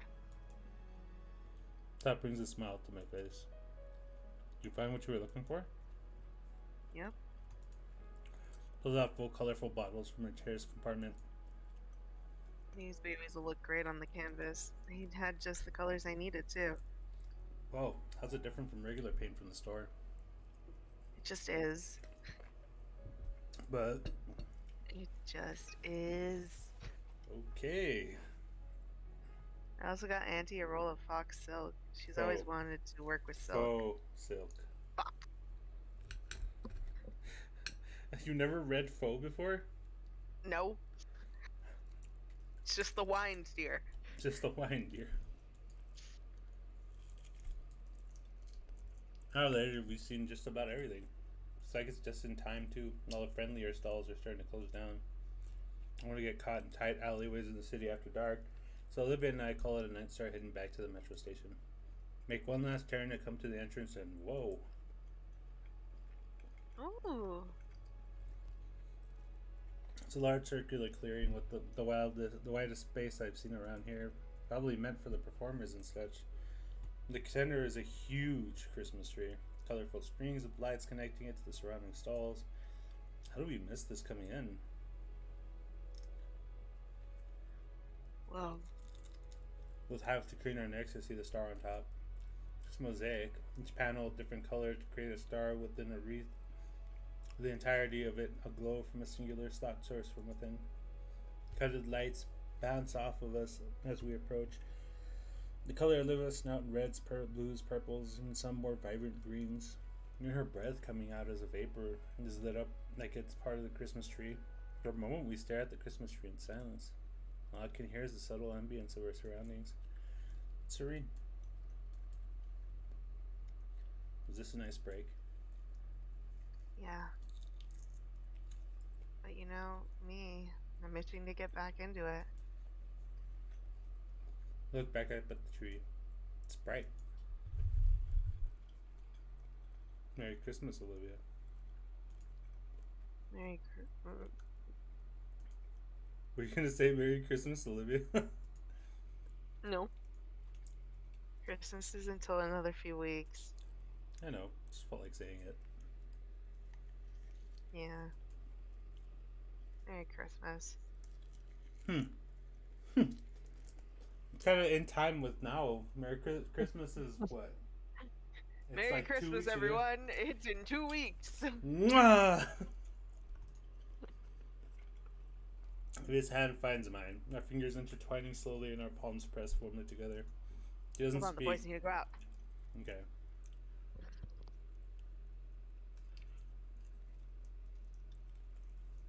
Maybe we should record some Christmas games. Some horrible, horrible Christmas games. Maybe there's some horror games that are based on Christmas stuff. That'd be cool. I'm back. Hey. I was thinking maybe we could record Christmas games, like those horrible dollar store games that are like super badly animated but really funny to play. Amazing. Like the ones on fucking... What is that fucking website called? Cool math games. No, not Cool Math Games. Newgrounds. Newgrounds, that one. We could do Newgrounds. We could also find horror games based on snow on Christmas. Mm-hmm. You like that, huh? Yes. She doesn't speak, but her eyes convey so much. Carefully set down her shopping bags and taking me beside her. She leans over her chair's armrest, bringing her head close until she can rest her chin on my shoulder. I can feel her lips move in a silent whisper as she nuzzles against me gently. A smile comes to my face. She mouths her appreciation for our first official date. Following her example, I lean my head back against her. Our jaw moves up and moves, but no words come out. After all, we don't want to disrupt the peaceful silence. But still, I know Olivia understands my own wordless thanks, as I feel her lips quirk into a smile. We stayed pressed together for some time, at least until my knees couldn't bear the stone floor and her scales couldn't handle the cold. Allowing the comfortable silence to continue, I stand up and slowly take us back to the station. And that's just a thing for couples, huh? The comfortable silence shit. I guess so. Or like, when we've gone. Remember when we went to Albuquerque, and we were just walking around the botanical garden and we were just quiet. You were so quiet there. I didn't want to say anything. The ride home, we're lucky enough to get the whole train car to ourselves. Nivea huddles close to the whole way back. Wait, where's the newspaper guy? Is he okay? No, sadly, he's gone. Oh no. It's officially winter in Volcadera Bluffs. As if to celebrate the occasion tonight, Sid Hammond's winter formal. Hard to believe it's already here. It's really crept up on me. Whenever I'd remember the event coming up, I'd just force it out of my mind. The whole thing has me pretty anxious. It's like a date, but on a whole new level. Like there's some formality to it. Better not mess this up. We're getting to the end, Raven. We're getting to the end. I'm scared. It's a big night for myself and Olivia. I'm at her place now. She sits beside me on the bed, hard at work finishing the painting. I hold her. Boys want to come in. Leave the door open. You have a poncho for a reason. Okay, hold on.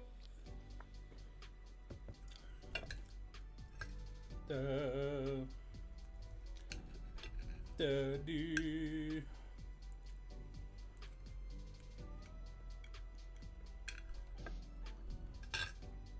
And I gotta get a second monitor.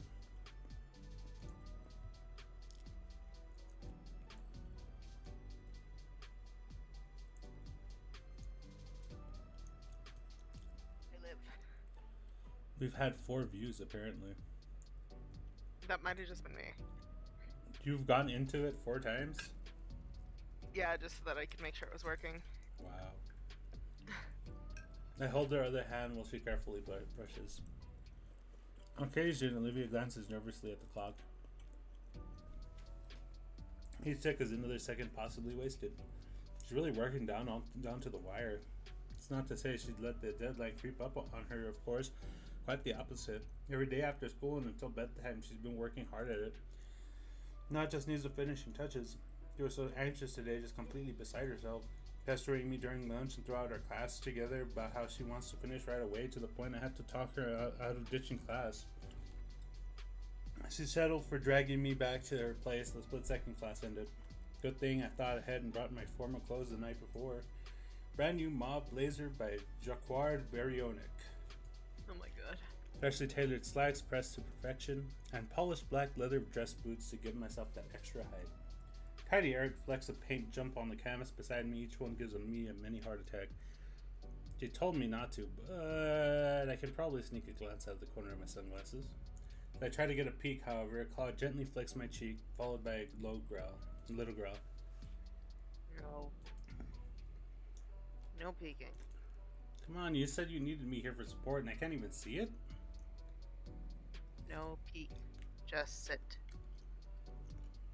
Sit and watch peak. What? Sit and watch peak fiction. She gestures to the TV she set up to play Manic as background noise. Oh, You think she'll finish in time? absolutely. Careful not to wear out your fingers. Oh shit. I can make it. I just need you here. Being near her was enough as support. Though her tail would slither its way to me. Yet along with guts occupied my lap, my actual support became evident as my hand ran over both scale and fur, eliciting cooing noises of comfort from my girlfriend and her pet. Really, I felt like a glorified pet sitter watching over the oddest friendship between a snake and a rat. I That really was- wish that they showed Guts more. Yeah, but it was part of her process for this. If you look up Guts, Wani, I bet you there's a lot of fan art of him just like being drawn. Hell yeah. But as part of her process for this, so I obliged, content to wait to see Iodakon's tribute in time. Plus, Olivia really did have good taste in shows. I'm a little disappointed I won't get to finish this one tonight. Us when we're binge watching a show, we're like, fuck. Oh, by the way, there's another episode of Dandaron out already. Neat. Yes, we have more important matters. Yes, like finishing this game. Mm-hmm. Okay. Okay, I think it's ready. It is. Up a finger to my lips, praising your work. Standing for any minute flaw. Yes. This is it. Oh, can I see? Not yet. It needs to dry. But I need to wash up for my big date. Thought our arms absolutely splattered with purples and blues. And get changed. So, out? Wow, I'm being kicked out of the street. No longer useful. Darn right. Go mingle with the plebeians for a while. I squeeze her hand and get up from the bed. Come on. I want to show you my dress. Alright, alright. Tis the season to be jolly, and the Payne's place lives up to the saying. Really? But From where? roof to floor, the house is decked out for the holidays, completely changing its atmosphere. It's where? Oh, I see a wreath! Oh my god. I mean, there's And holly is that here. Is that a cross? Oh! They're Christians? They praise Raptor Jesus. After Jesus. Warm, nostalgic, inviting, comforting. Even outside the house is adorned with an array of colorful Christmas lights. I can see something over here. I can't tell what that's supposed to be.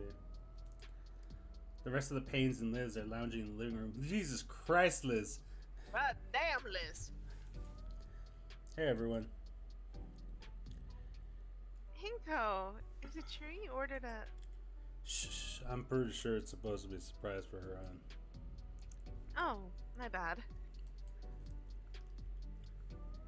Thanks again for covering most of it, Inko. It's pretty exciting to get one of those. Yeah, Lydia's going to love it. I wanted to get one for us, too. What are we talking about? Oh, she looks so sad. I can't help but feel like we should have pitched in more.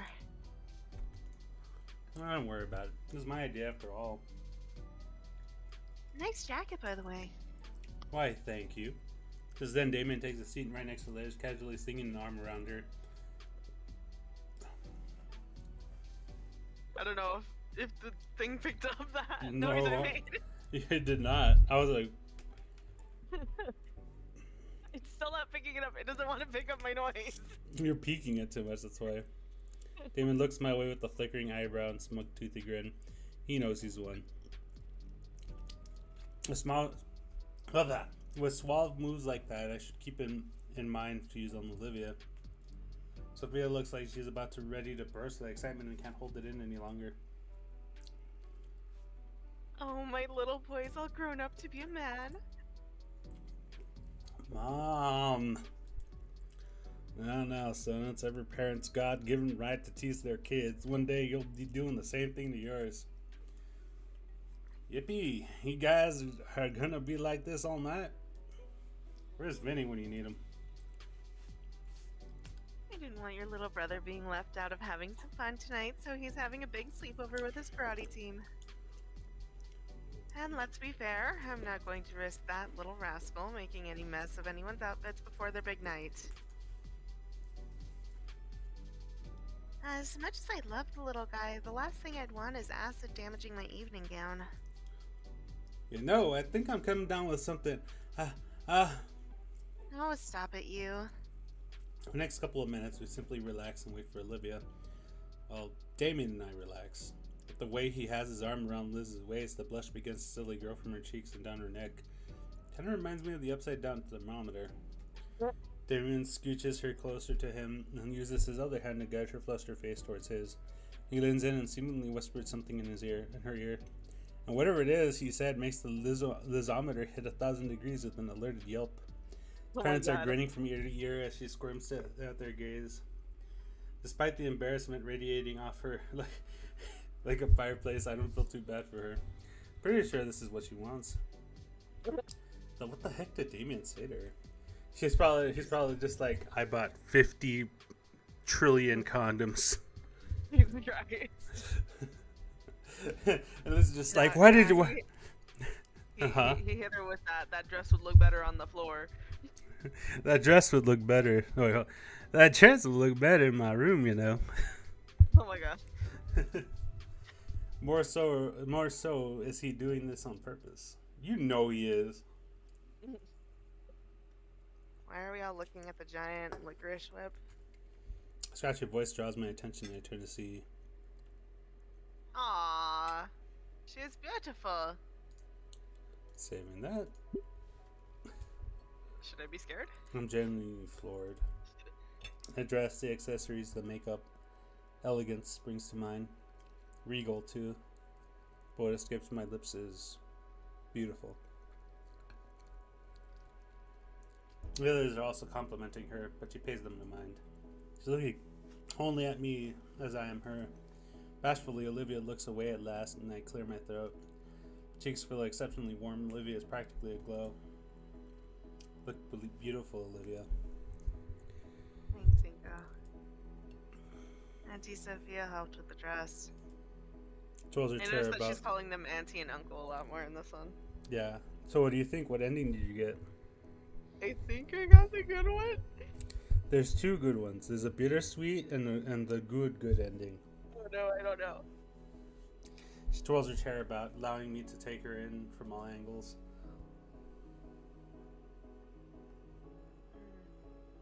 Oh. Oh, please, Olivia. You worked on that dress too. Only with the fitting, Auntie. Twirling finally stops so that she can bring her chair closer to me. I find myself on one knee, hands and arms helping to ease her from her wheelchair and onto the couch. It's been second nature for a while. Olivia has settled nicely there. I retake my spot just beside her. A satin gloved hand finds its place in my palm. Olivia's head leans lightly against my shoulder. Feel as though my face is aflame with heat. Yet I don't mind it as the girl beside me presses closer. Now, don't get cozy, you two. Your ride to the formal should be getting here any minute. Olivia's head leaves my shoulder so she could look to Sophia. Aren't we taking Liz's car? I wouldn't mind, but with these clothes? Nuh-uh. I'm assuming that both of these necklaces are, like, clasping on the back of her neck. Well, yeah. Imagine having to go the whole way, like, all the way up Oh and my around god. her neck. She'd have to have real muscle control, because I don't think her arms reach that far. That's true. Ingo thought of a better idea. We all pitched in, though. Olivia looking at me now, squinting ever so slightly with scrutiny. What did you do? Well... Honk honk. That. I did that. Honks your car with mind. My Damien, fucking car. Damien and Liz are already moving toward the door. I get up and take hold of Olivia's wheelchair, stabilizing it for her. Ingo, what? Good night, Randy, Sophia. I'll have her home tomorrow morning. Ingo. Have fun, you two. Don't do anything we wouldn't. Randy. I don't want to hear that from you. You have 2 kids. Exactly, that's what he's saying. He's stating, I've given you permission. We've had kids. Go be adults. Exactly. Olivia's head is still turning wildly between us all as I wheel her to the open front door.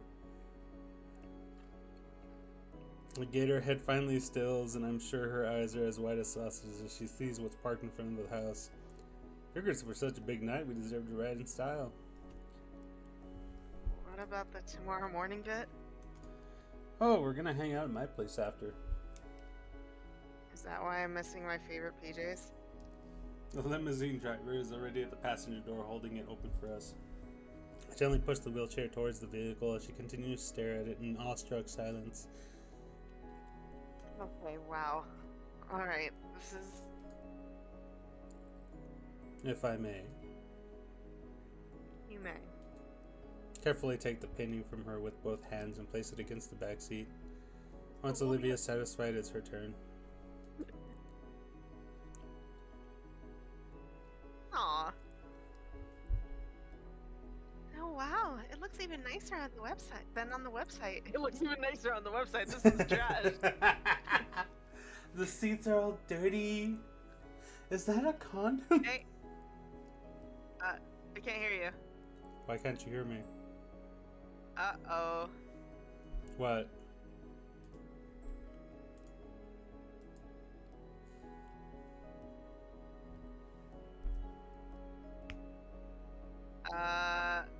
Hold on. Something's wrong. With the stream?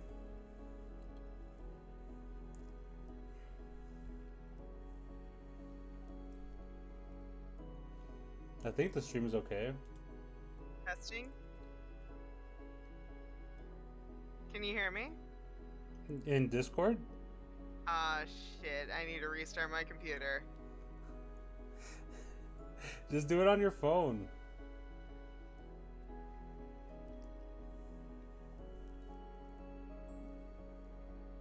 Tell me when you're back. Testing? You are here.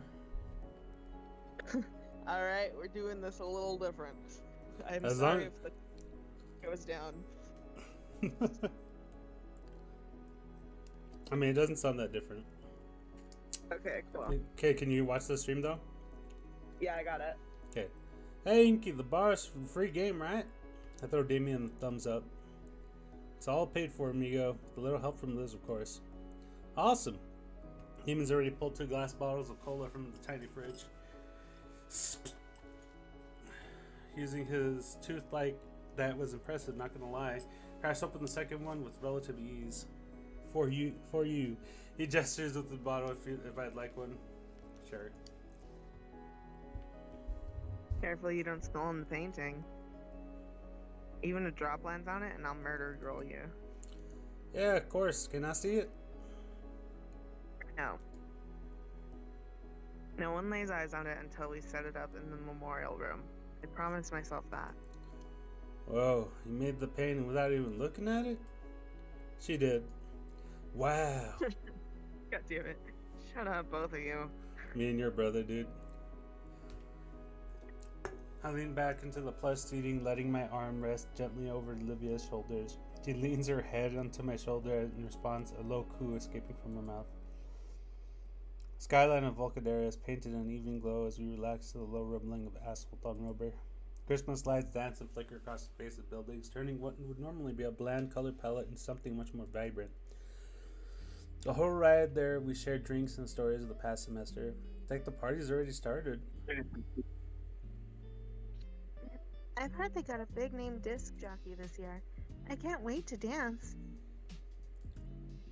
The fuck is a disc jock? Is that DJ? That's what DJ stands for, yes. No fucking way. You never knew this? No? Oh my god.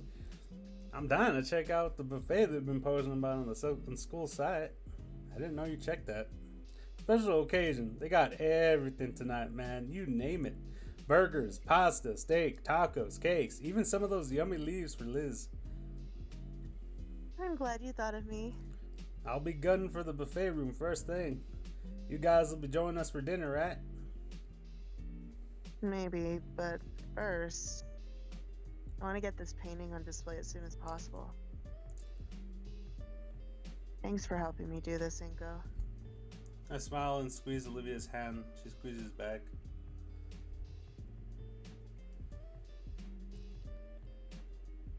shining moment finally comes as our limousine pulls onto the open carport in front of the venue, drawing the attention of the crowd. We wait for another minute or so in anticipation before the passenger door opens wide. Taking initiative, I step out into the open as the driver steps to the wheelchair with a flourish. Our ride makes a great set piece and naturally draws the attention of everyone nearby as I ease Olivia into her chair gently. Oh, is that Inko and Olivia? Her dress looks amazing. And comes in a whole ass limo, and I get here in my beat up wagon. Olivia is smiling nervously while she carefully removes the painting from the back seat. Forget sometimes not everyone is so acclimated to this sort of attention. Have a good evening, sirs and madams. I thank the driver before we make our way to the entrance. A decorative red carpet stretches from the driveway and right into the venue, giving our walk inside a sense of glamour. We approach the sign-in table where a sizable line of other partygoers look our way. Figures. Oh, I'm an organizer with the painting for the memorial. You are too, sorta. What's that mean? It means we can just waltz right in. Sweet. Circumventing the line, we see a familiar blue dino handling the sign-in and looking exceptionally exhausted. What is with that tie? Why is it so tiny? That's a very tiny tie, yeah. He smiles as usual when he sees us. His shifting eyes and rapid finger tapping indicate otherwise. Hey, you guys, you made it, and in a limo, no less. Gotta travel in style. Couldn't agree more. Ben then makes eye contact with Olivia. And it's nice to see you up and about again, Olivia. I mean, crap, I didn't mean it like that. Hey, Ben. A tired teen double takes, clearly surprised that Olivia actually replied to him at all. He even takes the moment to scribble a bit on the clipboard Ben was holding. Alright, we're signed in. Come on, Liz. Oh dear. I'll be seeing you guys. Well, Ben clears his throat as though to dislodge the stop clogging his airway from Olivia speaking to him for once. How have you been? Olivia scans him over briefly. I'm holding together, okay? I feel like making this has really helped. Would have liked for Mr. Yadaka to see this, but... Her snout motions down to the frame she's clutching tightly to. Heavy breath escapes Ben as his shoulders sag. He sucks back in that breath, squaring his shoulders. I'm sure he's happy with it already, Olivia. My date looks down at her lap, eyes shut tight. She has a soft smile and nods. Oh, gotta keep the line moving. Don't want to keep everyone waiting out in the cold. Right. Ben hands us a clipboard along with a pen. Olivia and I sign in and I hand it back to Ben. Great, you're all set. Thanks, Ben. Of course, enjoy the night. You know, I still remember, was it our second homecoming or our first? It was our first one, wasn't it? The one that you got caught trying to sneak away in the car and then you got banned from going to homecoming? Or was it that second one? Oh, dude, I don't remember that. I don't want to think about that. Why are you making me think about that? Because Ben having them sign in made me remember about how we had to have the bracelets, and they said that once we were in, if we left, we couldn't come back in, right? Mm-hmm. And I didn't want to be there because you were fucking grounded, so I just kind of hung around with my friends for a little bit, kind of got bored and decided to leave. And one of the fucking vice principals came over, saw me leaving, and he's just like, "You sure you don't want to stay? Because like as soon as you leave, you're gonna be stuck. You're not gonna be able to come in." I'm just like, "Yeah, my girlfriend wasn't able to come because she's grounded right now, and I just don't feel like staying here." He's just like, "Okay, well, if you come back, I'll let you back in, okay?" Aww. I was just like that made me so happy, and I was just like, "Okay, but I'm probably not gonna come back." That's special. Yeah, it's a memory that stuck with me. It wasn't the there was like one super vice principal. He was real chill. I liked him. I wish he was the principal. Our school would have been so much better if it was him. Damn. But yeah. Anyways, I offer Ben a slight wave as Olivia and I continue forward. The memorial room is probably in one of the side halls. They should have given us a map. Won't be that hard to find. Olivia smirks as I take the head, letting her hold the covered art piece closely.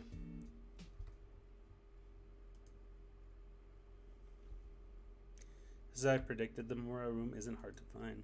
It's a smaller room, well lit and with little furniture. On the far end, a framed picture of Iyadaka, some of his old pictures from his classroom. Some from him, some from his students. There's a few other students here paying their respects. Olivia taps my wrist with her tail and I let go. I walk alongside her as we approach the portrait. I wonder when this was taken. It can't have been that long ago. Looks just like he did earlier this year. Olivia slowly rolls up to the memorial, still clutching the covered art piece. Is there an easel around or something? I was told there would be one. Oh, There's an adjustable hanger on the wall. It's to attach to the painting hanging in a little baggie. Well, they really thought of everything. yeah. Can you put the hangers on? I'll hold it steady. Sure. I get the baggie and Olivia stands the painting on her legs. Alright. Take the covering off gently. Olivia watches carefully as I lift the cover from this angle. I can't make anything out other than the same blues and purples. She breathes a sigh of relief when she sees nothing got damaged on the trip over. Okay, that vanishes in the hangers to the back of the wooden structure. I hope it's good enough. It will be. Done. Olivia gently raises the painting, carefully Aww. hanging it up on the wall like it could come off at any second. Finally, we both back away and the finished painting is revealed to me. My hand clasps over Olivia's shoulder in support. Olivia's head turns down towards the floor for a few moments before a smile curls on her face. Finally, I can appraise the painting fully. It's definitely the fountain, as well as the park we found it at. But its colors are brilliant, exuding a heat to it, the warmer colors than Olivia's used in the past. Where previous works always had a dream-like quality to them, this one brings the warmth of the sun to mind, as if you were basking in the sun's light during the summer. Well, do you like it? Do you? I do. I'm proud of it. I was going to say something about how my opinion wouldn't matter if you did, but it's a better answer. I'm also proud of it. It's beautiful. You knocked it completely out of the park. I think we did. We? Yeah.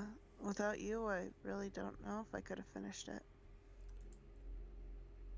Silver gray irises turned from the new painting and focused entirely on the portrait at the center of the display. While the sounds of the dance are still in the background, the pervading silence within the room overshadows it. Livia's gloved hands cover mine still on her shoulder. Standing before our teacher's mural, I bow my head and offer him my quiet thoughts, thanking him for teaching me, for being more than just a teacher but a friend, and for looking after the girl I fell in love with. When my eyes open, I see that Olivia's head is still bowed forward. A singular droplet seeps from the corner of her eye. I gently wipe it away with my thumb before it can possibly drip down onto her dress. She smiles in gratitude after her and her eyes reopen. Olivia? I'm okay, Inka. Automatically following her as she spins her chair around, Olivia faces towards the doors. Come on, we gotta get to the buffet. Why? I'm sure they'll have no... Damien's gonna steal all the good stuff. Duh. She turns a wry smile my way and speeds up her wheelie. I doubt Damien could, but I can imagine him trying. Olivia becomes a veritable plow and caring for the other party goers as she leads us to the buffet. It's not too far. Thankfully, no one ends up actually being run down by her. And for all the sour looks that she was receiving, Olivia didn't care. Her attention was focused solely on what lay before her. Cafeteria. Oh my god, it's twins. The cafeteria isn't far away. Tables line the area, some of the seatings and others containing nothing but food. It smells good. I've already grabbed a pair of trays from nearby, along with 2 sets of utensils. Olivia motions to take her seat, but I shake my head. Let me handle the food. Why? so you can actually move. You'll be putting your dress at risk, trying to hold the tray and keep up with the line. With a roll of her eyes and a sigh, Olivia's hand dropped back to her armrest. Fine. Olivia drew herself just outside the line, scooping out the particular dishes that she wanted. By the time I got to the end, Olivia's tray was covered with heaps of grilled meat. I decided on a more eclectic sampling of dishes. I wanted to savor my meal as opposed to Olivia's plan to devour hers. She holds our meals while I push her ahead to hunt down a table. Thankfully, the search is as short as a particular red hand waves for us in the near distance. Once we get situated at the table, Damon greets us with a sauce-stained grin while Liz nurses a tail glass of ice water beside him. A tall glass. I don't know why I say tail. The two looked happy yet exhausted. Having fun? You know it. Just stop by for seconds. Busting a move ain't easy. Seconds? Already? I told you, if we got here any later, the cafeteria would be closed. I'm not even going to question how you eat so much and still move around the way you do on the dance floor. It's all in the method. Oh, please. Did you plan on hitting the floor? Absolutely. I'm getting a dance tonight out of this guy. You say that as if I would consider turning you down. Damon's eyes closed for a moment in thought. I feel like I'm forgetting. Oh, your painting. Did it get set up okay? Yeah, I hung it up in the memorial room. You can see it now. Really? Hold on. It looks really good. Thanks. All words finally said, Olivia and I start on our meals. While I savor the tender meat of my steak, a deep vibrato reverberates in my ribcage. I see you all are enjoying the evening. We all turn to see Liz's uncle approaching. Damon smiles and waves, but I notice how he scooted his chair away from Liz. The older man finally reaches us and pulls up a chair to sit down. Hold on, she was drinking water. Yeah, Damien's been so sweet, Uncle Mike. The mustachioed well nods, smiling at Liz's date. Yeah, totally. Just nothing but fun, Mr. Ferris, sir. It's the first time I've heard a fake laugh from Damien. I didn't know you'd be chaperoning, Mr. Ferris. Well, of course, I would be. After all, it's my darling niece's first proper date. Starting to feel bad for Damien as I watch him sink lower into his seat. Though Liz does come to his rescue. Uncle Mike. The elder man laughs as he fends off his niece's attempt to headbutt him with his massive hands. I'm not being serious, Lizbeth. Mind your head. Liz relents, scooting herself right next to her date and wrapping him in a hug. Damien sputters and looks between the two family members. Oh, by the way, Olivia, I just visited the memorial with Miss Scaler, and we saw your latest piece. Libby pauses on her last bite of mallard. It was quite a work, Miss Alfred. Olivia's tail reaches up and giddily shakes my hand around. Thank you, Mr. Ferris. In fact, when your principal saw it, she immediately wanted to showcase it in St. Hammond's Gala, specifically where Dreamscape once was. Oh. It's your painting, so it's up to you. I figured I'd come and let you know before you try and take it later tonight. Olivia ponders it while her folks peers at a practically slippery piece of greasy bird. I don't mind, but I'd like to take it with me when I graduate. Sir Ferris nods, taking a small notebook from his pocket and writing some notes into it. Of course, Olivia. How's the brisket? I may spring for some when I get around to dinner. Try the roast duck as well. It's amazing. I think I will. Have a wonderful night, everyone. He starts to turn but stops and looks at Damien and stares. Bro. Damien nods his way, and with that, Mr. Ferris leaves us to our meals. I am by no means a fast eater, but I managed to finish my own meal before Olivia finishes hers. I lean back in my chair, stretching my arms back. Across the ballroom, I see Ben heading behind the curtain on stage. Say, that reminds me. Hey, Olivia. Finish what's in your mouth. What? Has Ben talked with you recently? No, when we saw him earlier, it was the first time I talked to him in years. Weird. What's so weird about it? It's told me weeks ago he wanted to apologize to you for everything. I said you should tell him yourself in person. He said it would, and it hasn't happened. Maybe he forgot. He has been very busy lately. Well, we got some time, right? Why not go say hi? They finished off her last rib in her plate, gnawing at it as she calculates this decision internally. Alright, I guess so. If you think it's a good idea. You Sorry, guys I was go stretching. ahead. You guys go ahead. I'm about ready to get back to breaking it down. How about you, Liz? Don't want to tire you out. Oh, I can go for a bit longer, yeah. I'm here to party the night away. I collect our plates and quickly walk them to the collection spot for them. Olivia is moved to the side, freeing the table for another group to take it. Taking her chair's handlebar as I take us around to the dance floor. I can clearly see Liz has past it, though Damien is hidden by the press of bodies. Face and neck are once again scarlet. Geez, I wonder what Damien is doing to elicit that kind of look from her. Once past the crowded area of the room, I see a solitary set of double doors at the stage side. That must lead to the backstage area then. He should be back there. Only one way to find out though. Olivia's hand grasps the door handle and I draw her chair back to open it. Reaching over her, I keep the door open so she can wheel herself in, following right after her. Inside the backstage area is a lot quieter. Despite the GA blasting music just a few yards away, these curtains must be thick. Well, and the speakers aren't facing us anymore either. A few lights are on so the staff can see, although barely anyone's around at the moment. Across the way, sitting on the cart and swirling a glass of soda to himself, is Ben. He doesn't notice our approach and jumps a little when he sees the two of us. What are you two doing back here? This place is off limits. Olivia and I wanted to say, hey, check in on you. Okay, hey, this place is still off limits. Right now I'm on the only break I get all night. Said you and Olivia wanted to see me? I don't want to hold a grudge anymore. What? He puts his cup down, suddenly more attentive. That's surprising. I told her about our conversation from a month ago. She said you never went to see her, so I got curious. Oh yeah, I did say I would, didn't I?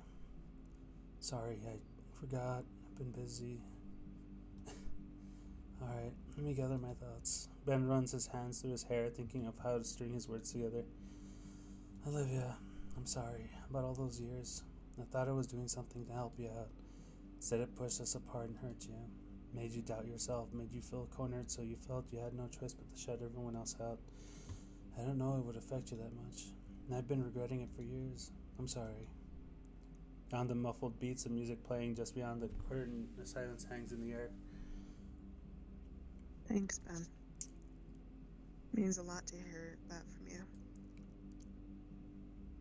I still want to ask, why? Why? Why did you do that to begin with? Ben flinches and looks aside in hesitation. I felt bad for you. I wanted to do something nice. And? No, and that's it. Dang. Sorry if the answer isn't satisfying. It's fine. I'm not sure what I was expecting either way.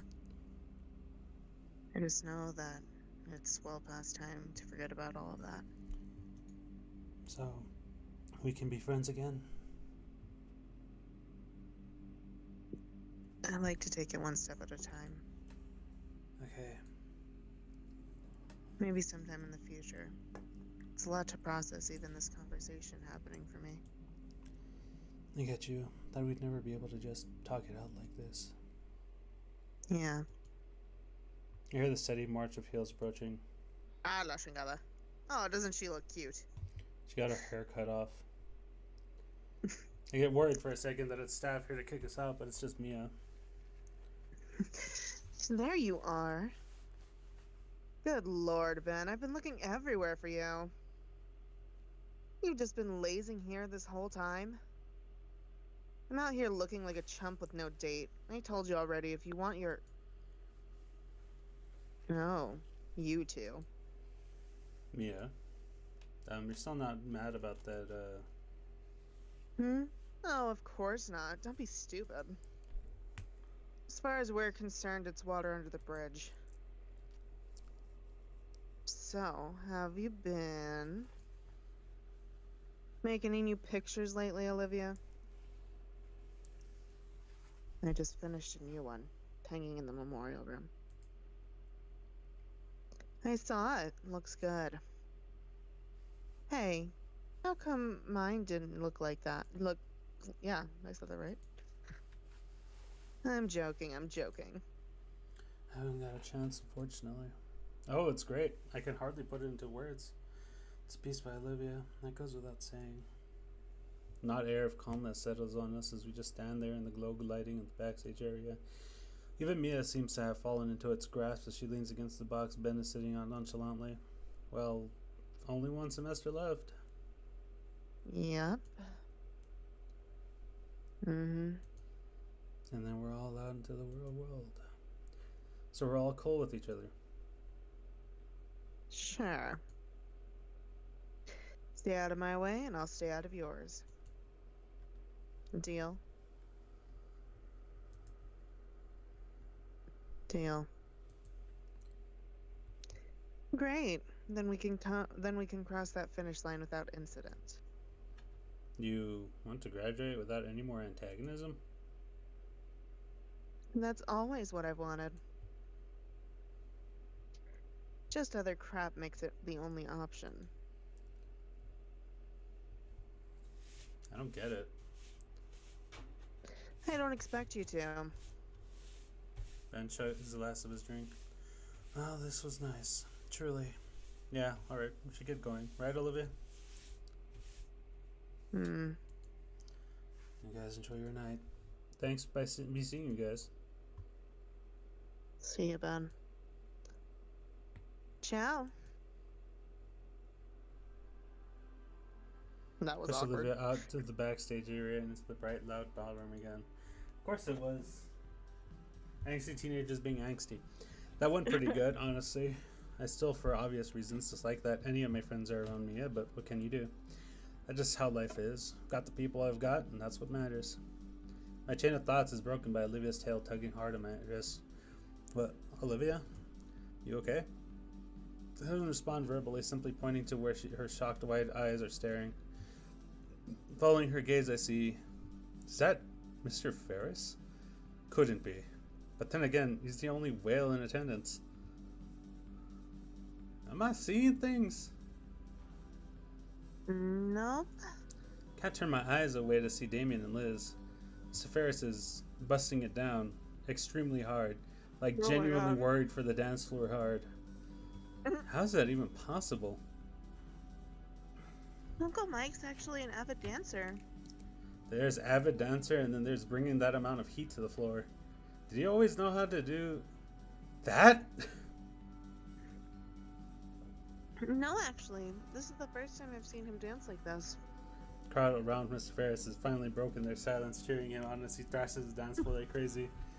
Ah, I see now. Mr. Ferris finally got some swag. I can't help but feel some pride as I watch the older gentleman spin with reckless abandon on his head. Oh my I god. guess he's... Oh. As the Ferris pants, it takes a knee, showing off his freaky whale teeth with his gassing smile. Oh, that was exhilarating. His head vanishes for a split second, but returns with a full pitcher of water. He accepts the pitcher, drinking greedily from it like it was just a mug. Oh, thank you, sweetie. That was awesome. You gotta teach me. Gladly, though not anytime soon. He practically collapses on the chair beside us, sipping from the pitcher some more. Why don't you all take my spot? I had left a sizable opening on the dance floor after all. So he did. Our peers are still in the middle of uploading their phone recordings from Mr. Ferris, and the music is still pumping. Once I start wheeling Olivia to the floor, her shock vanishes completely and switches to excitement. Damien and Liz aren't too far behind, and soon enough we're among the throng of senior dancing to the fast pulse of the music. I feel myself completely captured by it, most of my limbs flowing with the rhythm, though I keep one arm on Olivia's chair, causing her to also fall into my rhythm. We danced together like that, Olivia's arms and tail moving together with the swaying of her wheelchair while I danced alongside her. Song after song, and that's the only measure of time I have left, as all I cared to do is move beside Olivia, sharing her overwhelming cheer as she moves beside me.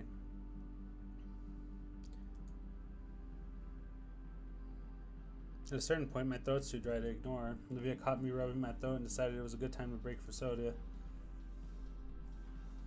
So we're sat on the outskirts of the dance floor, dressing against each other and catching our breath. So good night so far.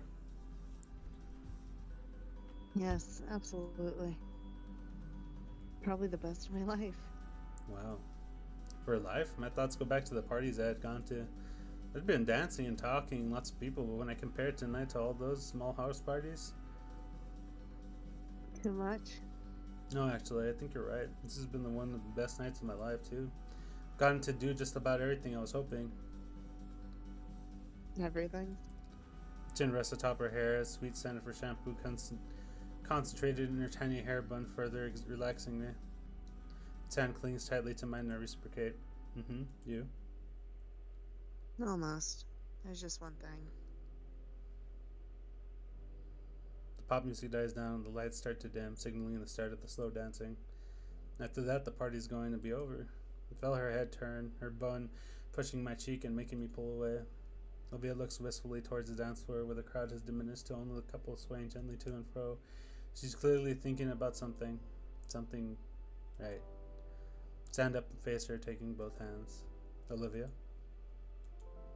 Would you like to dance? Yes. Yes. Please.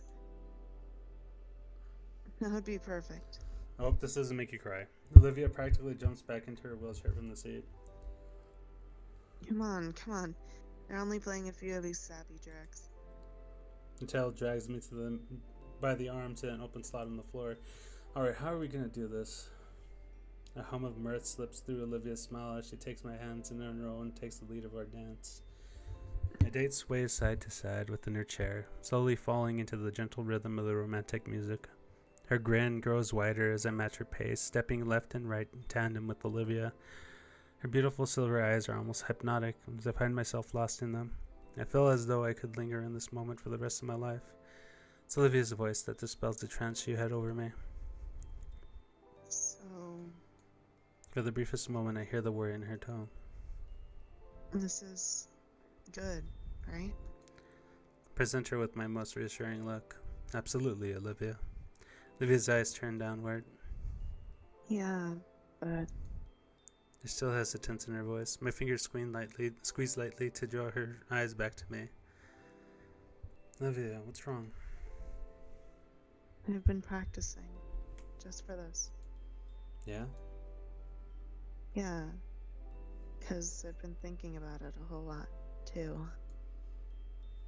It's been bothering me that we can't really dance, you know?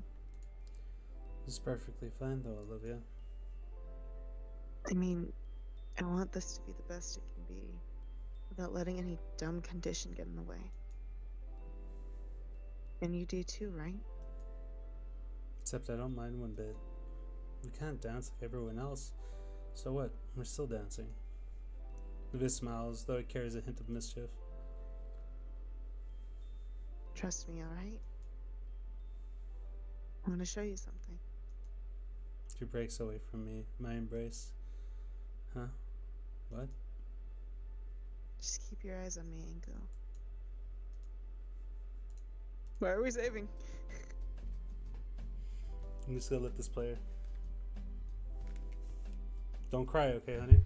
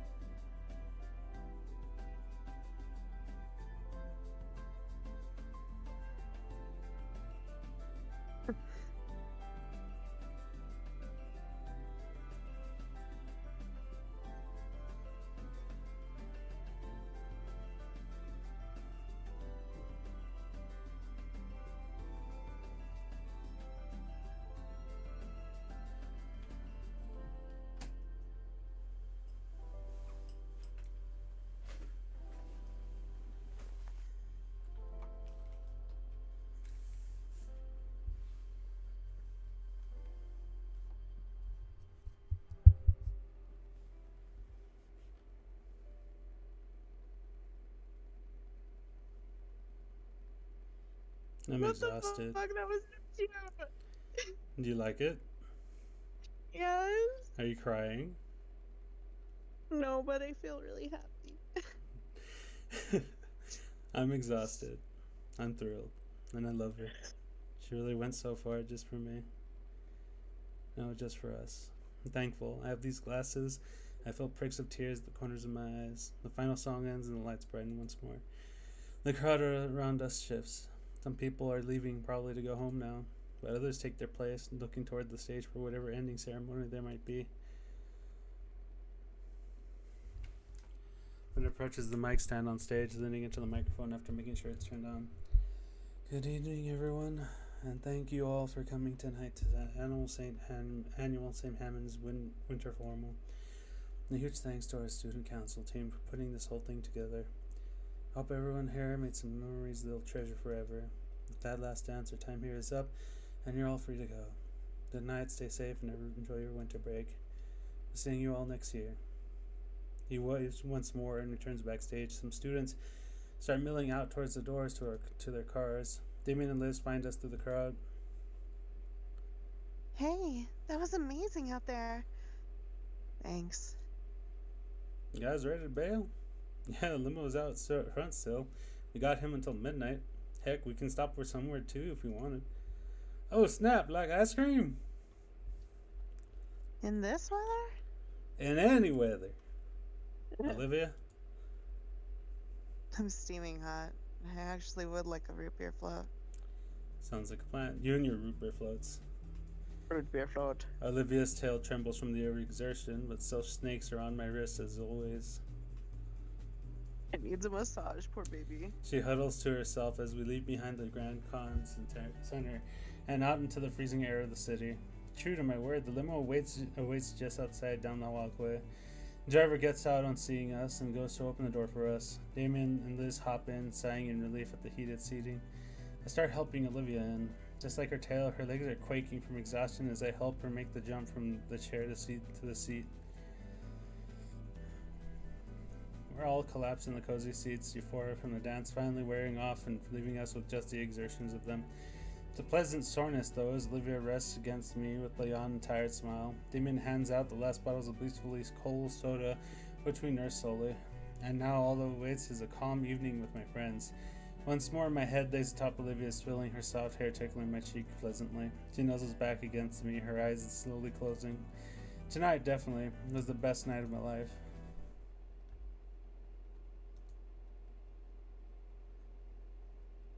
Wait. Wasn't I supposed to give a speech? What? I swear there was supposed to be speeches for your dog gone. Ben was gonna do one, and I had something ready. Well, yeah. Yeah, what gives? We tried to argue for the extra time with the venue owners for it. They wouldn't budge, so we just had to cut the rest of the formal short. Check my phone, 9:53. Huh. Something up? Maybe, but we all got dismissed anyway. You guys can go check it out if you want. I'll chill here. Should we? David looks back at the entrance. Some people are still leaving, but I can see most are still inside, probably waiting for their ride since the formal ended early. Yeah, I'm curious. Alright. Hey, don't start driving yet. Sorry, we're gonna be a little while. Forgot something. Of course. We'll be right here. Thanks. Eva and I get her back into the chair and push her back through the cold into the con center. Did you notice that something was wrong? Yeah. I'm worried. Something doesn't feel right. Inside, my classmates are standing awkwardly around calling their folks. I guess we'll have to find Ben again. Alright, backstage. Maybe. Let's check. As we pass through the principal takes the stage. Hold on. My phone says Amber Alert. Her mic isn't turned on. She annoyedly gestures to have it turned on and tries again. Excuse us. We're having some technical difficulties at the moment. We should have one final event tonight. Our apologies for the confusion. Please wait while we get things organized. It's definitely a noise that something's up. When nobody's looking, we slip back in through the staff-only door. Now where would Ben be? It's not back in the main stage area. There's a few other workers walking around, dragging the dining room chairs into neat stacks. They don't pass any mind, however. Best not to push our luck and ask them where Ben is. Maybe he already left. Doesn't sound like him. Yeah, well, where else? There's a number of storage rooms, but no dice either. She says we're about to give up. Olivia points out one of the last doors in the back. It's like the memorial room, only far in the back. There's a few tables and a fridge. Oh, this must be the lounge. It's occupied already. Thankfully, we found Ben. Though it seems like he's being accosted by Mia. Doesn't seem like she's noticed us as she looms over Ben. Oh, hold on. Kenna's on my stomach. Kenna, please. Get off. You fat bitch. You're ruining the gaming event.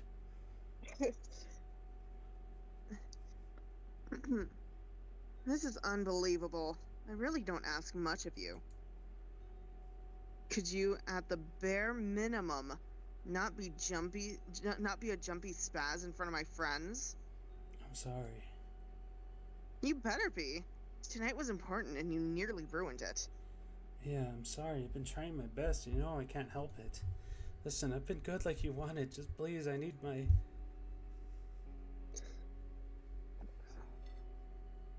What is that noise? Whoop up up. Oh, like shut up. Gotcha. Mm-hmm. Whoop up. Nia holds a finger to Ben's mouth. She jerks her head up away to direct a silent threat of violence at us. People are listening. What are you two retards doing eavesdropping like that? Crap. Hey Mia, we were looking for Ben. Oh my god. Why? Clearly, it's not a good time. In fact, you picked a very bad one. Show's over. Scram. Go home. I was saying, Mia, please, I need... Shush. How much longer are you holding it? You promised. I said shush. I'm serious. Holding? Where are you keeping from him? I waited like you wanted. You said you would... Alright, you know what? We should talk about this on the way home. Come on now. Mia, it's over. It's been a whole month. I'm sorry I didn't listen to you. Please, I feel... Shut up already. What did you do to Ben? Nothing that concerns you, Wheelie Ben. Now come on, Ben. She huddles him by her chest and starts walking out the door. Naturally, we follow. Oh my god, I'm going to kill both of you. I thought we agreed to stay out of each other's way, Do you want a kick to the face? You said Ben would regret not throwing Olivia and I under the bus. Fuck off. Ben, are you okay? Do we need to get security? You are not doing that if you know it's good for you. She quickens her pace, stomping across the floor while Ben is struggling to keep up. We're about halfway across the backstage. No. Olivia, no, don't do that. I just need something she promised. Everything is okay. Dude, you look like you're about to have a heart attack. I'm fine, I just need the... Ben, you shouldn't be talking now. We're going home, and we can talk about it then. Ben can't keep up with Mia and trips. Fucking idiot, get up, get up! Yeah, we should get security. Like hell you are! Fuck, I'm surrounded by idiots! Yeah, I can't wait any longer, just please. I need it to be normal. Shut up, you fucking idiot! Oh shit. Ben lies still on the floor. Nia's fist is frozen where it made contact. She pulls it back and stares between it. She knows it was a mistake. Her low impulse control finally got the better of her. You bitch! Oh. Ben shudders on the ground. His glasses light snapped in two parts, and he fruitlessly tries sticking them together like jigsaw pieces. Ben, are you alright? You know I didn't mean that, okay? My glasses. Hey, let's get out of here. Nobody can see you like this, right? No one. You too. If you ever tell people what you saw here, I will personally. Ben! Skylar opens the curtain right where we are at, lit up by a spotlight aimed at the spot. Goodness gracious, I've been looking for you everywhere. I didn't read that right. Nope. Where have you been? Did you forget about the memorial? Miss Skylar, No excuses. Get out here. Skylar grabs Ben by the shoulder and yanks him through the curtain. Alright, now we can get. There's still a sizable crowd. Any murmurs clear out into the dead silence as everyone gawks. Skylar jerks her head back to the gap in the curtains and rips it wide open. We're exposed to the bright stage lights, and Skylar rips her gaze between Olivia, myself, and broken glasses, and the person trying to hide them. Mia. She's caught like a deer in the headlights. Ben's fresh wound is bleeding bright red. It drips to the floor below. When he whimpers in pain, Miss Skylar finally looks back to him and fully takes in his condition. The droplets splattering is deafening. The audience's eyes are on Mia. Mia, are you mad? Oh my god. This poor child. Benjamin, you stay here. I'll get somebody, okay? That is not what it said, but okay. He simply whimpers more as our principal practically leaps off the stage to search for someone. 1,000 That is what it calculations said. run. No, it did. I'll get you some help, okay? You said I'll get you somebody. Same thing. Go on. 1,000 calculations run through her. Judging by their worsening drained expression, none of them are good. There's murmurs in the crowd. Our peers talking amongst one another, pointing and questioning. Slowly the low din of words grows louder, voices raising as their words are turned towards the stage. He okay? There's blood. What did she... Of course she did that. It's her problem. Finally the questions turn to accusations, all directed at the red dino girl. So cruel. Uncalled for. Total bitch. Fucking abusive. That word clicks with her, and she starts to move. Ben. I can't. I can't do this anymore. Starts yelling, loud enough that carries to the other end of the room. What? I can't take this abuse anymore. Just look at me. Bitch, you made me like this. All those years? Making me put up this act, doing your dirty work, harassing all those students you don't want to deal with? Do you think I want to hurt people? I thought you loved me. I don't want to do your dirty work. I can't do it. All of this because you can't have people knowing about your condition? Yeah, no, please. Yeah, he yanks out an orange bottle from her purse. The rest of the color drains from Ben's face. Falls to his knees. Mia, please. You're a fucking psycho. I don't want these anymore. You're a liar, and you've ruined my life enough. She throws the bottle at the floor. The contents within scatter 100 directions all across the floor. Ben doubles over, covering his mouth. Now everyone else knows. Nia has tears streaming down her face. She starts towards the exit. Ben's on antipsychotics? No way. It's a bunch of bull. Then what are the pills? The bottle goes over to me. I don't know why, but I pick it up. I can't pronounce what's supposed to be inside, but I can read Ben's name printed clearly on the label. They're antipsychotics. So that's it. That's horrible. Ben had betrayed her when he didn't do her bidding. She had to tighten his leash by keeping it from him, to remind him who's in charge and keep him from making the same mistake again. Man, I love you. Don't go. Get away from me, you freak! I'll do anything. He reaches out for her. Yeah. Mia ignores him. The floor vibrates from the unmistakable sound of Ferris lumbering over. In spite of his size, the massive older man cuts Mia off. Fuck. I believe we need to have a talk, Miss Moretti. He reaches out to take her by the shoulder, but she ducks low and his grasp barely grazing her as she bolts past him and shoulders the backstage open.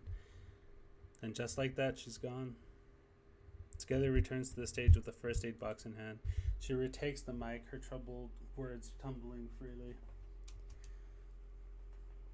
I'm terribly sorry about all that. We had planned to have some eulogies in honor of Mr. Dakan, but Skylar's pretty deflated after all the commotion. And Ben, where is Ben? Olivia tugs at my arm. She points off to the side where Ben is sulking off in the hallway. Miss Halford. Looks like you're the only one left. Would you like to say a thing or two? It's fine if you don't. Olivia looks to me. Her eyes are filled with determination, sending me a silent signal. Of course, Miss Scalar. I'll speak on behalf of Ben, too. Olivia looks pointedly at me, waving me off to go after Ben. Nodding, I take the medic box from our principal and follow after our injured friend before he too can escape from view. You ready? You're going to be doing a lot of talking for this one. Alright, hold up. Drink some water.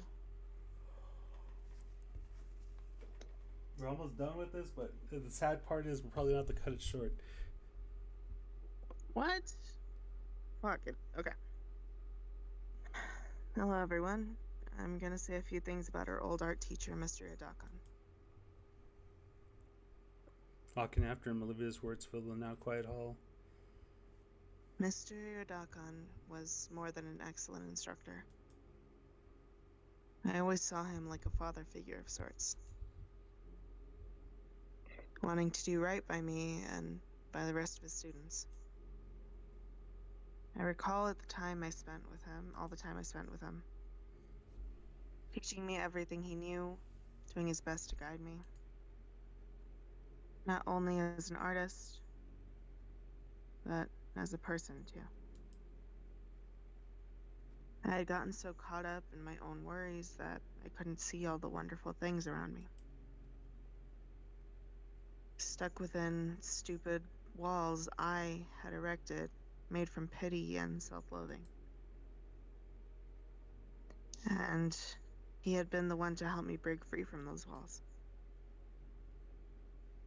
He helped me become a better person because he believed in me just like he believed in all his students. Mr. Yadakan believed in the best of people and finally realized what Mr. Yadakan's life work was. Not any painting, photo, or sculpture. It was us, his students, helping us to become better people. Mr. Yadakan, thank you. You were a wonderful teacher. Ben sits on the ground in front of the memorial. He's not crying, but he's unresponsive. He's in shock. I guess I would be too. This has to be his worst case scenario. Hey. Sit the first aid kit on the floor by him and sit as well. Goes unopened, Ben just stares up at the painting on the wall. This is hers? Yeah? It's good. Oh, hang on. I fish out the bottle from my pocket. The few remaining pills clatter in it as I pass it over. Takes it and stares at the contents before just downing the last dose. So, I'm not gonna talk about this and go. Alright. With respect to Ben's wishes, I stay silent. Mr. Yadakan smiles down at us from his picture. She's been able to do something like this. Meanwhile, I'm just running around making things worse for myself. I look at to the ignored first aid kit. He follows my glance and grimaces. Does it hurt? It feels better than what's inside. Probably only talking now because of the adrenaline. I don't feel like crying anymore. I just feel empty, like throwing up. Now everyone knows. I tried, you know. All the social classes, all the times I forced myself to be a social person. I've noticed how well you get along with everyone. I did everything right. Now it's all for nothing.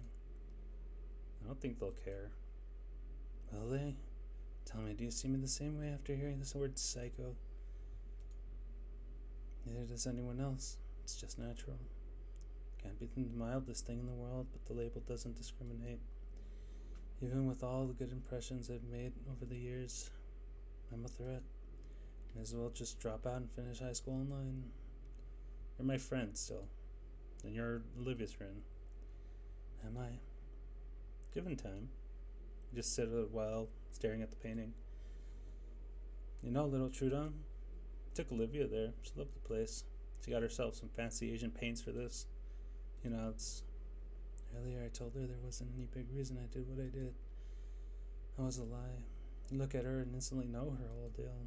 For better or worse, she can't hide what's wrong with her. Someone like me, you had to be told. I mean, so long as I can hide it, I'm normal. If I even ever seek help, it just shouts me. It hurt. So seeing her actively refuse it, take it for granted, one thing just led to another, it was stupid. It's just how feelings are, Ben. I notice my friend is looking less tense now. About Mia. I don't want to talk about Mia. She's gone. She was always telling me once she graduated, she'd get out of the stump. I was hoping she wouldn't, hoping maybe she'd take me with her. How do you know she's gone? He's booking it across state lines as we speak, see? Then shows me the lock screen of his phone, the most recent messages from Mia. Sorry, I'm going. He sighs. 4 years. I loved her. He plays with the broken halves of glasses he picked up. He said he didn't want to talk about it. I won't pry. So we just sit. Yudakan's warm smile seems a bit brighter from his frame on the wall. I wonder if he would be happy with how everything turned out. I think he would. It was long, painful, but we finally made it. Became the people he aspired would be. Everything that's happened led up to here, whether through resolving old grudges or finally escaping a horrible situation, things are changing. Once we leave the room, our new lives start. But for now, we can wait in transit just a bit. Ben's like me in a lot of ways. I remember seeing him earlier this year effortlessly turning social disasters in his favor, but I struggle to do anything without someone's approval or attention. Looks like he couldn't either, and me use that against him. Could I have ended up like that? After so long, I get a message. I can't read that. Hold on. Still in here? In there? Yeah. Ben notices I'm wanted. I'm not keeping you here. You can go. You going to be alright? Oh, my ride home is gone. I'll need to call my family. I meant with everything else. I don't know. Probably not. Probably finished processing all this soon enough. But thanks for talking with me. It's paced with us. Could take you back. Stand up slowly. When Ben doesn't, I hold my hand out to him. I roll my eyes and smile. Ben, I'm offering you help. He stares at my palm as though I'd pull it away at any second. Ben's hand shakes as he holds it up towards me. Doesn't even attempt to grab my hand. So I grab his wrist and pull up. Once more, Ben is on his feet, thankfully more steady than when he walked here. Alright, man, let's get you home. He nods and follows after me. Though just before I exit the room, I look back one last time to our teacher. So, Yudakan, thank you for everything you've done. We exit the room and walk towards Olivia, who's waiting at the entrance of the convention center. The rest of the place is in full cleanup mode. All the lights are on, staff are lugging around all the decorations to be stored away. When we reach her, I automatically take her handlebars and push her out to the building. Her head turns to Ben, eyes inspecting him thoroughly. How are you feeling, Ben? His mouth moves to speak, but stops. He shakes his head, but keeps following. Oh, what flavor? Pardon? Flavor of ice cream? Told everyone we're going out to get some on the way back. Think I'll get some sea salt caramel. Liz sticks her tongue out in disgust. Why would you ruin ice cream like that? Hey, don't knock it till you try it. Fine, I'll try it, and then ask again. How about you, Ben? You know sea salt caramel is great, right? Finally reached the limo and the driver moves to open the door for us. I don't know, I've never had it. Pushing for Ben to get in before us. As he does, Damien greets him like his usual enthusiastic self. Alright, well, We're almost done with this ending, but we can't finish God it yet. damn it. I guess we'll have to finish it tomorrow or tonight, depending on what Raven decides to do. We're so close to an ending. Like we're like maybe 30 to an hour away. That's close. Yeah, for these games, yeah. Okay.